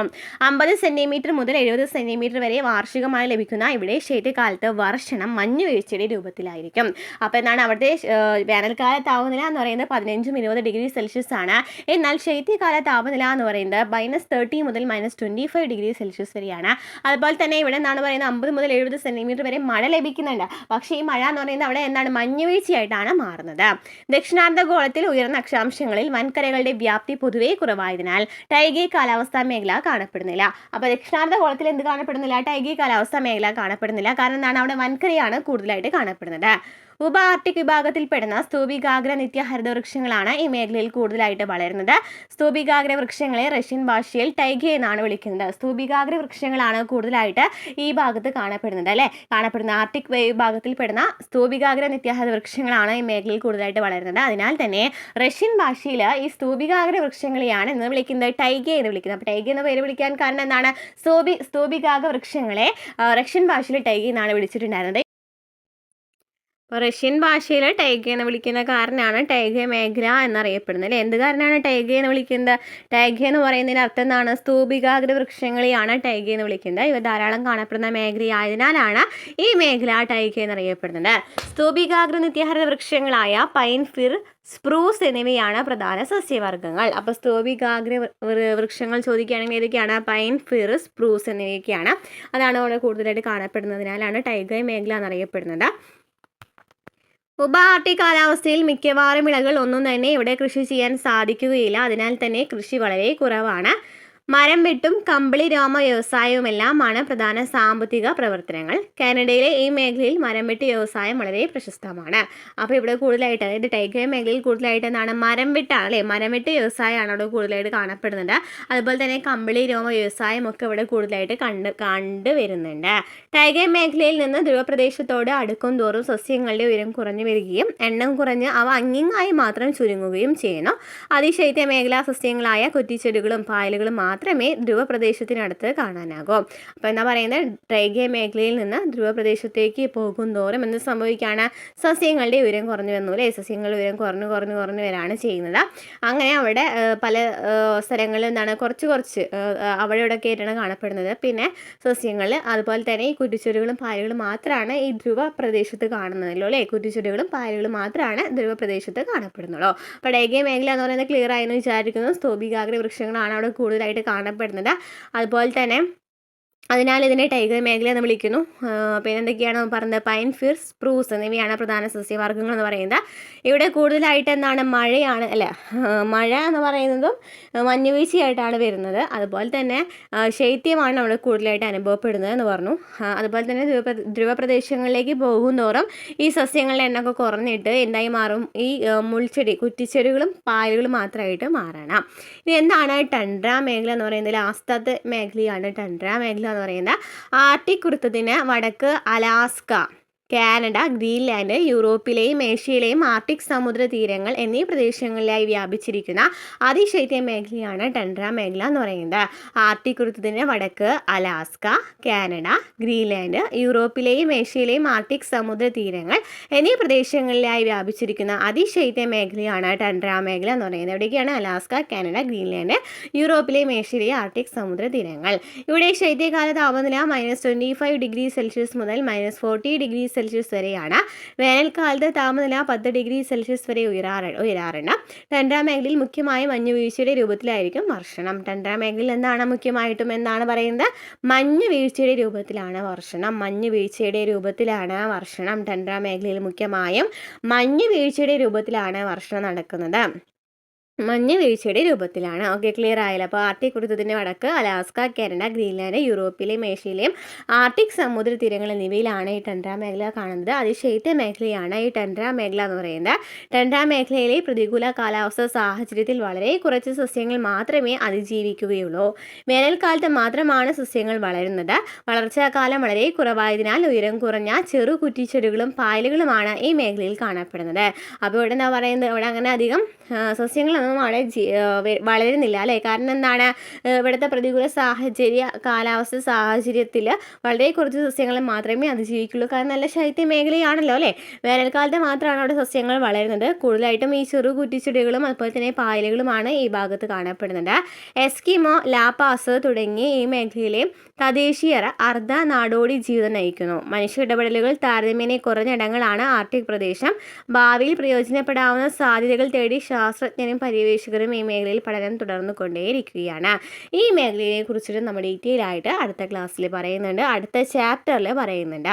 ഇനി എന്താണ് കാലാവസ്ഥാ വ്യതിയാനം? ഇമ്പോർട്ടൻറ്റ് ഭാഗമാണ് ഇനി വരുന്നത് കേട്ടോ. കാലാവസ്ഥാ വ്യതിയാനം പ്രോട്ടോക്കോളൊക്കെ ഉണ്ടല്ലോ അല്ലേ? ഓരോ കാലാവസ്ഥാ മേഖലയിലും തനതായ കാലാവസ്ഥയും സസ്യജന്തുജാലങ്ങളും ജനജീവിത രീതികളും നിലവിലുണ്ട് എന്ന് നിങ്ങൾ മനസ്സിലാക്കിയല്ലോ. അനിയന്ത്രിതമായ വിഭവ ചൂഷണവും അശാസ്ത്രീയ വികസന പ്രവർത്തനങ്ങളും ഓരോ കാലാവസ്ഥാ മേഖലകളിലെയും തനത് കാലാവസ്ഥാ സവിശേഷതകളിൽ മാറ്റങ്ങൾ സൃഷ്ടിക്കുന്നതായി പഠനങ്ങൾ സൂചിപ്പിക്കുന്നു. അന്തരീക്ഷ താപനിലയിലും കാലാവസ്ഥയിലും മനുഷ്യപ്രവൃത്തി മൂലമുണ്ടാകുന്നതോ സ്വാഭാവിക വ്യതിയാനങ്ങൾ കൊണ്ട് ഉണ്ടാകുന്നതോ ആയ ദീർഘകാല മാറ്റമാണ് കാലാവസ്ഥാ വ്യതിയാനം എന്ന് പറയുന്നത്. അപ്പോൾ ഈ കാലാവസ്ഥാ വ്യതിയാനത്തെ UN നിർവചിച്ചിരിക്കുന്നതാണ് അന്തരീക്ഷ താപനിലയിലും കാലാവസ്ഥയിലും മനുഷ്യപ്രവൃത്തി മൂലമുണ്ടാകുന്നത് സ്വാഭാവിക വ്യതിയാനങ്ങൾ കൊണ്ടുണ്ടാകുന്നതുമായിട്ടുള്ള ദീർഘകാല മാറ്റത്തെയാണ് കാലാവസ്ഥാ വ്യതിയാനം എന്ന് പറയുന്നത്. അതായത് മനുഷ്യരുടെ ഇടപെടലുകൾ മൂലമോ അല്ലെങ്കിൽ സ്വാഭാവിക വ്യതിയാനങ്ങൾ മൂലമോ ഉണ്ടാകുന്ന മാറ്റത്തെയാണ് കാലാവസ്ഥാ വ്യതിയാനം എന്ന് പറയുന്നത്. കാലാവസ്ഥാ മാറ്റത്തിൻ്റെ കാലയളവ് ഏതാനും വർഷങ്ങൾ മുതൽ ദശലക്ഷക്കണക്കിന് വർഷങ്ങൾ വരെയാകാം. ഈ കാലാവസ്ഥാ മാറ്റത്തിൻ്റെ കാലയളവ് എന്ന് പറയുന്നത് ഏതാനും വർഷങ്ങൾ മുതൽ ദശലക്ഷക്കണക്കിന് വർഷങ്ങൾ വരെയാകാം. കാലാവസ്ഥാ വ്യതിയാനം ആവാസ വ്യവസ്ഥകളെ സാരമായി ബാധിക്കുന്നുണ്ട്. വേറിട്ട രീതിയിൽ നടന്ന 2 മന്ത്രിസഭാ യോഗങ്ങളുടെ ചിത്രങ്ങൾ മുകളിൽ നൽകിയിട്ടുണ്ട്. നോക്കിയൊക്കെ എവിടേക്കാണ് ചിത്രങ്ങൾ നോക്കിയൊക്കെ. ഇവിടെ നിന്നാണ് പറയുന്നത് ലോകത്തിലെ ഏറ്റവും ഉയരം കൂടിയ പ്രദേശമാണ് ഹിമാലയത്തിലെ നേപ്പാൾ എന്ന് പറയുന്നത് അല്ലേ? നേപ്പാളിൽ തങ്ങളുടെ മന്ത്രിസഭാ യോഗം എവറസ്റ്റ് പർവ്വതത്തിൽ വെച്ച് ചേർന്ന ചിത്രമാണ് ഒന്നാമത് ചിത്രം എന്ന് പറയുന്നത്. എവറസ്റ്റ് പർവ്വതത്തിൽ ചേർന്ന ചിത്രമാണ്. എവറസ്റ്റ് പർവ്വതത്തിൽ വെച്ച് ചേർന്ന ചിത്രമാണ് ഒന്നാമത്. ലോകത്തിലെ ഏറ്റവും ഉയരം കൂടിയ പ്രദേശമാണ് ഹിമാലയത്തിൽ ഉൾപ്പെട്ട നേപ്പാൾ എന്ന് പറയുന്നത്. ഇനി രണ്ടാമത്തെ ചിത്രം എന്ന് പറയുന്നത് എന്താണ്? സമുദ്രനിരപ്പിൽ നിന്നും വെറും 1.5 മീറ്റർ മാത്രം ശരാശരി ഉയരമുള്ള ദ്വീപ് രാഷ്ട്രമായ മാലിദ്വീപ് തങ്ങളുടെ മന്ത്രിസഭായോഗം കടലിനടിയിൽ ചേർന്നതാണ് രണ്ടാമത്തെ ചിത്രം എന്ന് പറയുന്നത്. അപ്പോൾ രണ്ടാമത്തേത് മാലിദ്വീപിലാണ്, ഒന്നാമത്തേതാണ് മൗണ്ട് എവറസ്റ്റ് നേപ്പാളിലാണ് അല്ലേ നടന്നിട്ടുള്ള ഈ മന്ത്രിസഭാ യോഗങ്ങളാണ് കാണുന്നത്. കാലാവസ്ഥാ വ്യതിയാനത്തിൻ്റെ പ്രശ്നങ്ങളിലേക്ക് ലോകരാഷ്ട്രങ്ങളുടെ ശ്രദ്ധ ആകർഷിക്കുന്നതിനായിരുന്നു വേറിട്ട രീതിയിൽ ഈ മന്ത്രിസഭാ യോഗങ്ങൾ സംഘടിപ്പിച്ചത്. ആഗോള കാലാവസ്ഥാ വ്യതിയാനത്തിൻ്റെ പ്രത്യാഘാതങ്ങൾ ഏറ്റവും കൂടുതൽ ബാധിക്കുന്ന രാജ്യങ്ങളിൽ ഉൾപ്പെടുന്നവയാണ് പർവ്വത രാജ്യമായ നേപ്പാളും ദ്വീപ് രാഷ്ട്രമായ മാലിദ്വീപും. അവിടെയാണ് കൂടുതലായിട്ട് ഈ കാലാവസ്ഥാ വ്യതിയാനത്തിൻ്റെ പ്രത്യാഘാതങ്ങൾ കൂടുതലായിട്ട് വരുന്നത് അല്ലേ? ആഗോള കാലാവസ്ഥാ വ്യതിയാനത്തിൻ്റെ ഫലമായി ഹിമാലയത്തിലെ ഹിമാനികൾ പ്രതിവർഷം 12 മുതൽ 20 മീറ്റർ വരെ ഉരുകുന്നു എന്ന് കണക്കാക്കിയിട്ടുണ്ട്.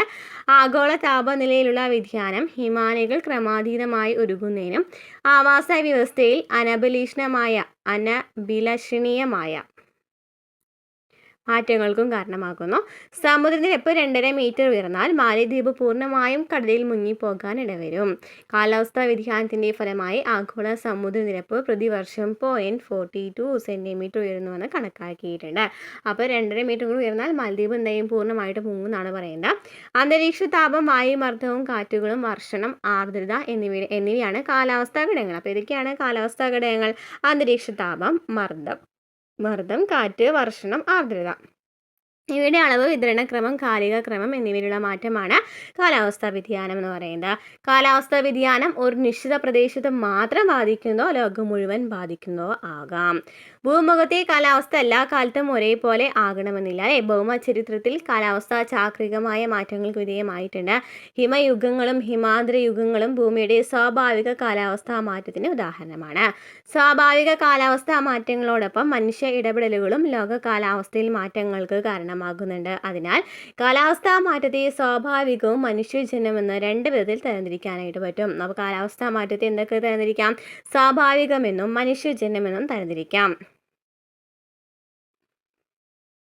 ഭൗമപ്രവർത്തനങ്ങളുടെ ഫലമായുള്ള സ്വാഭാവിക കാലാവസ്ഥാ മാറ്റം മനുഷ്യ പ്രയത്നത്താൽ നിയന്ത്രിക്കുക സാധ്യമല്ല. അല്ലേ? ഭൗമപ്രവർത്തനങ്ങളുടെ ഫലമായിട്ടുള്ള കാലാവസ്ഥയാണെന്നുണ്ടെങ്കിൽ ആ മാറ്റം മനുഷ്യരുടെ പ്രവർത്തനങ്ങൾ കൊണ്ട് നിയന്ത്രിക്കാനായിട്ട് പറ്റുമോ? ഇല്ല. അല്ലേ?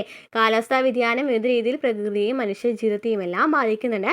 പലപ്പോഴും മനുഷ്യ ഇടപെടലുകളാണ് കാലാവസ്ഥാ വ്യതിയാനത്തിന് തോത് വർദ്ധിപ്പിക്കുന്നത്. അപ്പോൾ ഇതിൻ്റെ തോത് വർദ്ധിപ്പിക്കാൻ കാരണം മനുഷ്യൻ്റെ ഇടപെടലുകൾ തന്നെയായിരിക്കാം. കാലാവസ്ഥാ മാറ്റം ഒരു പ്രദേശത്തെ മാത്രം ബാധിക്കുന്നതല്ല, ആഗോളതലത്തിൽ ബഹുമുഖ പ്രത്യാഘാതങ്ങൾ സൃഷ്ടിക്കുന്ന ഒന്നാണ്. കാലാവസ്ഥാ വ്യതിയാനത്തിൻ്റെ പ്രത്യാഘാതങ്ങളെക്കുറിച്ച് അന്താരാഷ്ട്ര ഏജൻസികൾ നടത്തിയ പഠന റിപ്പോർട്ടിലെ വിവരങ്ങൾ നൽകിയിട്ടുണ്ട്. ശരാശരി സമുദ്രനിരപ്പ് പ്രതിവർഷം 10 മുതൽ 20 മീറ്റർ വരെ ഉയരാണെന്നുണ്ടെങ്കിൽ അതിന് IPCC see level rice report 2023 പ്രകാരം പറയുന്നുണ്ട്. ഇതൊന്ന് വായിച്ചു നോക്കാം, ജസ്റ്റ് ഒന്ന് വായിച്ചിടാം കേട്ടോ. ഇനി ഇമ്പോർട്ടൻ്റ് ആയിട്ടുള്ള ഒരു ഭാഗമാണ് ഹരിതഗൃഹ പ്രഭാവവും ആഗോള താപനവും. അന്തരീക്ഷത്തിലെ ചില വാതകങ്ങൾ സൂര്യതാപം അന്തരീക്ഷത്തിൽ തടഞ്ഞു നിർത്താൻ ശേഷിയുള്ളവയാണ്. അന്തരീക്ഷത്തിലെ ചില വാതകങ്ങൾ ഈ സൂര്യൻ്റെ ചൂട് അന്തരീക്ഷത്തിൽ തടഞ്ഞു നിർത്താൻ ശേഷിയുള്ളവയാണ്. Carbon dioxide, nitrous oxide തുടങ്ങിയ ഇത്തരം വാതകങ്ങളെയാണ് ഹരിതഗൃഹ വാതകങ്ങൾ എന്നറിയപ്പെടുന്നത്. അപ്പോൾ ഈ ചൂട് തടഞ്ഞു നിർത്തുന്നതിനുള്ള വാതകങ്ങൾ ഏതൊക്കെയാണ്? കാർബൺ ഡൈ ഓക്സൈഡും നൈട്രസ് ഓക്സൈഡാണ്. എപ്പോഴും ചോദിക്കുന്ന ഒരു ക്വസ്റ്റ്യൻ ആണ്. കാർബൺ ഡൈ ഓക്സൈഡും നൈട്രസ് ഓക്സൈഡാണ് ഹരിതഗൃഹ വാതകങ്ങൾ എന്നറിയപ്പെടുന്നത്. ഹരിതഗൃഹ വാതകങ്ങൾ സൂര്യപ്രകാശത്തെ ഭൂമിയിലേക്ക് കടത്തിവിടുകയും ഭൗമ ഉപരിതലത്തിൽ നിന്നും തിരികെ പോകുന്ന ഭൗമവികിരണം തടഞ്ഞു നിർത്തി അന്തരീക്ഷത്തിൽ ചൂട് നിലനിർത്തുകയും ചെയ്യുന്നു. ഈ പ്രക്രിയയാണ് അന്തരീക്ഷത്തിൻ്റെ ഹരിതഗൃഹ പ്രഭാവം എന്ന് പറയുന്നത്. അപ്പോൾ ഹരിതഗൃഹ പ്രഭാവം എന്ന് വെച്ചാൽ എന്താണ്? ഗ്രീൻ ഹൗസ് എഫക്റ്റ് എന്ന് വെച്ചാൽ എന്താണ്? ഹരിതഗൃഹ വാതകങ്ങൾ എന്താണ് ചെയ്യുന്നത്? സൂര്യപ്രകാശത്തെ ഭൂമിയിലേക്ക് കടത്തിവിടും. എന്നിട്ട് ഈ വികിരണം ഉണ്ടല്ലോ, ഭൗമ ഉപരിതലത്തിൽ നിന്നും തിരികെ പോകുന്ന ഭൗമവികിരണം ഉണ്ടല്ലോ, അതിനെ തടഞ്ഞു നിർത്തിയിട്ട് അന്തരീക്ഷത്തിൽ ചൂട് നിലനിർത്തും. ഇതിനെയാണെന്ന് പറയുന്നത് ഹരിതഗൃഹ പ്രഭാവം എന്ന് പറയുന്നത്. മനുഷ്യൻ്റെ ചില പ്രവർത്തനങ്ങൾ മൂലം ഹരിതഗൃഹ വാതകങ്ങൾ അധികമായി ഉൽപ്പാദിപ്പിക്കപ്പെടാൻ കാരണമാകുന്നു. ഇതുമൂലം അന്തരീക്ഷത്തിൻ്റെ ഹരിതഗൃഹ പ്രഭാവം കൂടുതൽ ശക്തമാകുകയും അന്തരീക്ഷ താപനില വർദ്ധിക്കുകയും ചെയ്യും. ഇതിനെയാണ് ആഗോള താപനം അല്ലെങ്കിൽ ഗ്ലോബൽ വാർമിംഗ് എന്ന് പറയുന്നത്. അതായത് മനുഷ്യൻ്റെ ചില പ്രവർത്തനങ്ങൾ ഹരിതഗൃഹ വാതകങ്ങൾ ഉൽപ്പാദിപ്പിക്കുക, അതായത് ഈ നൈട്രസ് ഓക്സൈഡും കാർബൺ ഡൈ ഓക്സൈഡും ഒക്കെ കൂട്ടാനായിട്ട് കാരണമാകും മനുഷ്യൻ്റെ ഇടപെടലുകൾ എന്ന് പറയുന്നത്. അപ്പോൾ ഹരിതഗൃഹ പ്രഭാവം കൂടുതൽ ശക്തമാകും, അതായത് താപം നന്നായിട്ട് കൂടും. ഇതിനെയാണെന്ന് പറയുന്നത് ആഗോള താപനം എന്ന് പറയുന്നത്. അപ്പോൾ ഹരിതഗൃഹ വാതകങ്ങൾ എന്ന് വെച്ചിട്ടൊക്കെയാണ് കാർബൺ ഡൈ ഓക്സൈഡും നൈട്രസ് ഓക്സൈഡാണ്. ഇവന്താണ് ചെയ്യുന്നത്? സൂര്യപ്രകാശത്തെ തടഞ്ഞു നിർത്തിയിട്ട് ഭൂമിയിലേക്ക് കടത്തിവിടും. ഭൗമവികിരണത്തെ തടഞ്ഞു നിർത്തിയിട്ട് അവിടെ അന്തരീക്ഷത്തിൽ താപം നിലനിർത്തും. ഇതിനെയാണ് ഹരിതഗൃഹ പ്രഭാവം എന്ന് പറഞ്ഞത്. എന്നാൽ ഈ വാതകങ്ങളൊക്കെ കൂടുതലായിട്ട് വരാണെന്നുണ്ടെങ്കിൽ ഈ ഹരിതഗൃഹ പ്രഭാവം നന്നായിട്ട് ശക്തമാവില്ലേ, അതായത് അന്തരീക്ഷ താപനില ഉയരും. അതിനെയാണ് ആഗോള താപനം എന്ന് പറയുന്നത്. കൽക്കരി, പെട്രോളിയം തുടങ്ങിയ ഫോസിൽ ഇന്ധനങ്ങൾ കത്തിക്കുന്നതിലൂടെയും വ്യവസായശാലകളിലെയും മാലിന്യങ്ങളിൽ നിന്നും ഖരമാലിന്യങ്ങളിൽ നിന്നുമൊക്കെയാണ് ഹരിതഗൃഹ വാതകങ്ങൾ അന്തരീക്ഷത്തിൽ അധികമായി എത്തുന്നത്. ആഗോളതാപനം കാലാവസ്ഥാ വ്യതിയാനത്തിന് ആക്കം കൂട്ടുന്നുണ്ട്. ലോകത്തിലെ വിവിധ കാലാവസ്ഥാ മേഖലകളിലും അവയിലെ തനതായ കാലാവസ്ഥാ സവിശേഷതകളിലും ആഗോള കാലാവസ്ഥാ വ്യതിയാനത്തിൻ്റെ ഫലമായ മാറ്റങ്ങൾ കാണാൻ കഴിയും. ഇത് തുടർന്നു കൊണ്ടേയിരുന്നാൽ കാലാവസ്ഥാ മേഖലകളിൽ അസ്ഥിരപ്പെടുകയും പാരിസ്ഥിതിക സന്തുലനത്തെ ദോഷകരമായി ബാധിക്കുകയും ചെയ്യും. വ്യവസായവൽക്കരണം, ഭൂവിനിയോഗ മാറ്റങ്ങൾ, നഗരവൽക്കരണം തുടങ്ങിയ പ്രവർത്തനങ്ങളാണ് കാലാവസ്ഥാ വ്യതിയാനത്തിലേക്ക് നയിക്കുന്ന മനുഷ്യ ഇടപെടലുകൾ. എന്നൊക്കെയാണ് ഭൂവിനിയോഗ മാറ്റങ്ങൾ, നഗരവൽക്കരണം. ഇത്തരം പ്രവർത്തനങ്ങൾ കാലാവസ്ഥയ്ക്കും പരിസ്ഥിതിക്കും ഏൽപ്പിക്കുന്ന ദോഷങ്ങൾ തിരിച്ചറിഞ്ഞ് തുടങ്ങിയതോടെ കാലാവസ്ഥയും പരിസ്ഥിതിയും സംരക്ഷിക്കുന്നതിനുള്ള അന്താരാഷ്ട്ര ശ്രമങ്ങൾ ആരംഭിച്ചു. ഏതൊക്കെയാണ്?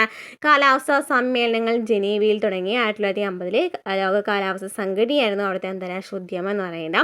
ഇനി സ്റ്റോക്ക്ഹോം സമ്മേളനം 1972 സ്റ്റോക്ക്ഹോമിലാണ്. അവിടുത്തെ ഇടപെടൽ എന്താണ്? പരിസ്ഥിതി പരിപാലനവും വികസനവുമായിരുന്നു. ഇനി ഭൗമ ഉച്ചകോടി 1992 റിയോ ഡി ജനീറോയിലായിരുന്നു. പ്രകൃതി സൗഹൃദ വികസനം പ്രോത്സാഹിപ്പിക്കുന്നതിനായിട്ട് UN അജണ്ട 21 തയ്യാറാക്കി. ഇനി കോട്ടോ പ്രോട്ടോകോൾ 1997 കോട്ടോ ആണ് അന്തരീക്ഷത്തിൽ ഹരിതഗൃഹവാതകങ്ങളുടെ അളവ് പരിമിതപ്പെടുത്തുക എന്ന് പറയുന്നതാണ്. ഇത് ഇമ്പോർട്ടൻ്റ് ആണ്, ഈ ടേബിൾ പഠിച്ചു വെക്കുക കേട്ടോ. മോൺട്രിയൽ പ്രോട്ടോകോൾ 1987 മോൺട്രിയൽ ഓസോൺ പാളിക്ക് നാശം വരുത്തുന്ന പദാർത്ഥങ്ങളുടെ അളവ് പരിമിതപ്പെടുത്തുകയാണ് ഈ മോൺട്രിയൽ പ്രോട്ടോകോൾ പറയുന്നത്. ഇനി പാരീസ് ഉടമ്പടി 2015 പാരീസിൽ വെച്ചാണ് നടന്നത്. ആഗോള താപന വർധന കുറയ്ക്കുക, കാലാവസ്ഥാ വ്യതിയാനത്തിന്റെ അനന്തരഫലങ്ങളോട് പൊരുത്തപ്പെടുവാൻ ലോകരാഷ്ട്രങ്ങളെ സഹായിക്കുക എന്ന് പറയുന്നതായിരുന്നു. ഇനി G20 ഉച്ചകോടി വെച്ചതാണ് 2023 ന്യൂഡൽഹിയിലാണ് നടന്നത്. ഒരു ഭൂമി, ഒരു കുടുംബം, ഒരു ഭാവി, ഹരിത വികസനം, കാലാവസ്ഥ, ധനകാര്യം, സമഗ്ര വികസനമൊക്കെയായിരുന്നു പ്രധാന ലക്ഷ്യം എന്ന് പറയുന്നത്. കാലാവസ്ഥാ മാറ്റം പൂർണ്ണമായി തടയാൻ സാധിക്കുകയില്ല, എന്നാൽ കാലാവസ്ഥാ മാറ്റത്തിന് ആക്കം കൂട്ടുന്ന മനുഷ്യ ഇടപെടലുകൾ നിയന്ത്രിക്കാൻ സാധിക്കും. സുസ്ഥിര വിഭവ വിനിയോഗം സാധ്യമാക്കിക്കൊണ്ട് വ്യവസായ വികസന പ്രവർത്തനങ്ങളിൽ എന്തെല്ലാം മാറ്റങ്ങൾ കൊണ്ടുവരാനായിട്ട് സാധിക്കും. ഇതൊക്കെ വെച്ചിട്ട് ചർച്ച ചെയ്യാൻ പറയുന്നുണ്ട്. ഊർജ്ജ കാര്യക്ഷമത പ്രോത്സാഹിപ്പിക്കൽ, വനങ്ങൾ സംരക്ഷിക്കൽ, സാങ്കേതിക വിദ്യയിൽ മാറ്റം വരുത്തൽ, കാറ്റ്, സൗരോർജ്ജം തുടങ്ങിയ പാരമ്പര്യേതര ഊർജ്ജം ഉപയോഗിച്ച് പ്രോത്സാഹിപ്പിക്കൽ.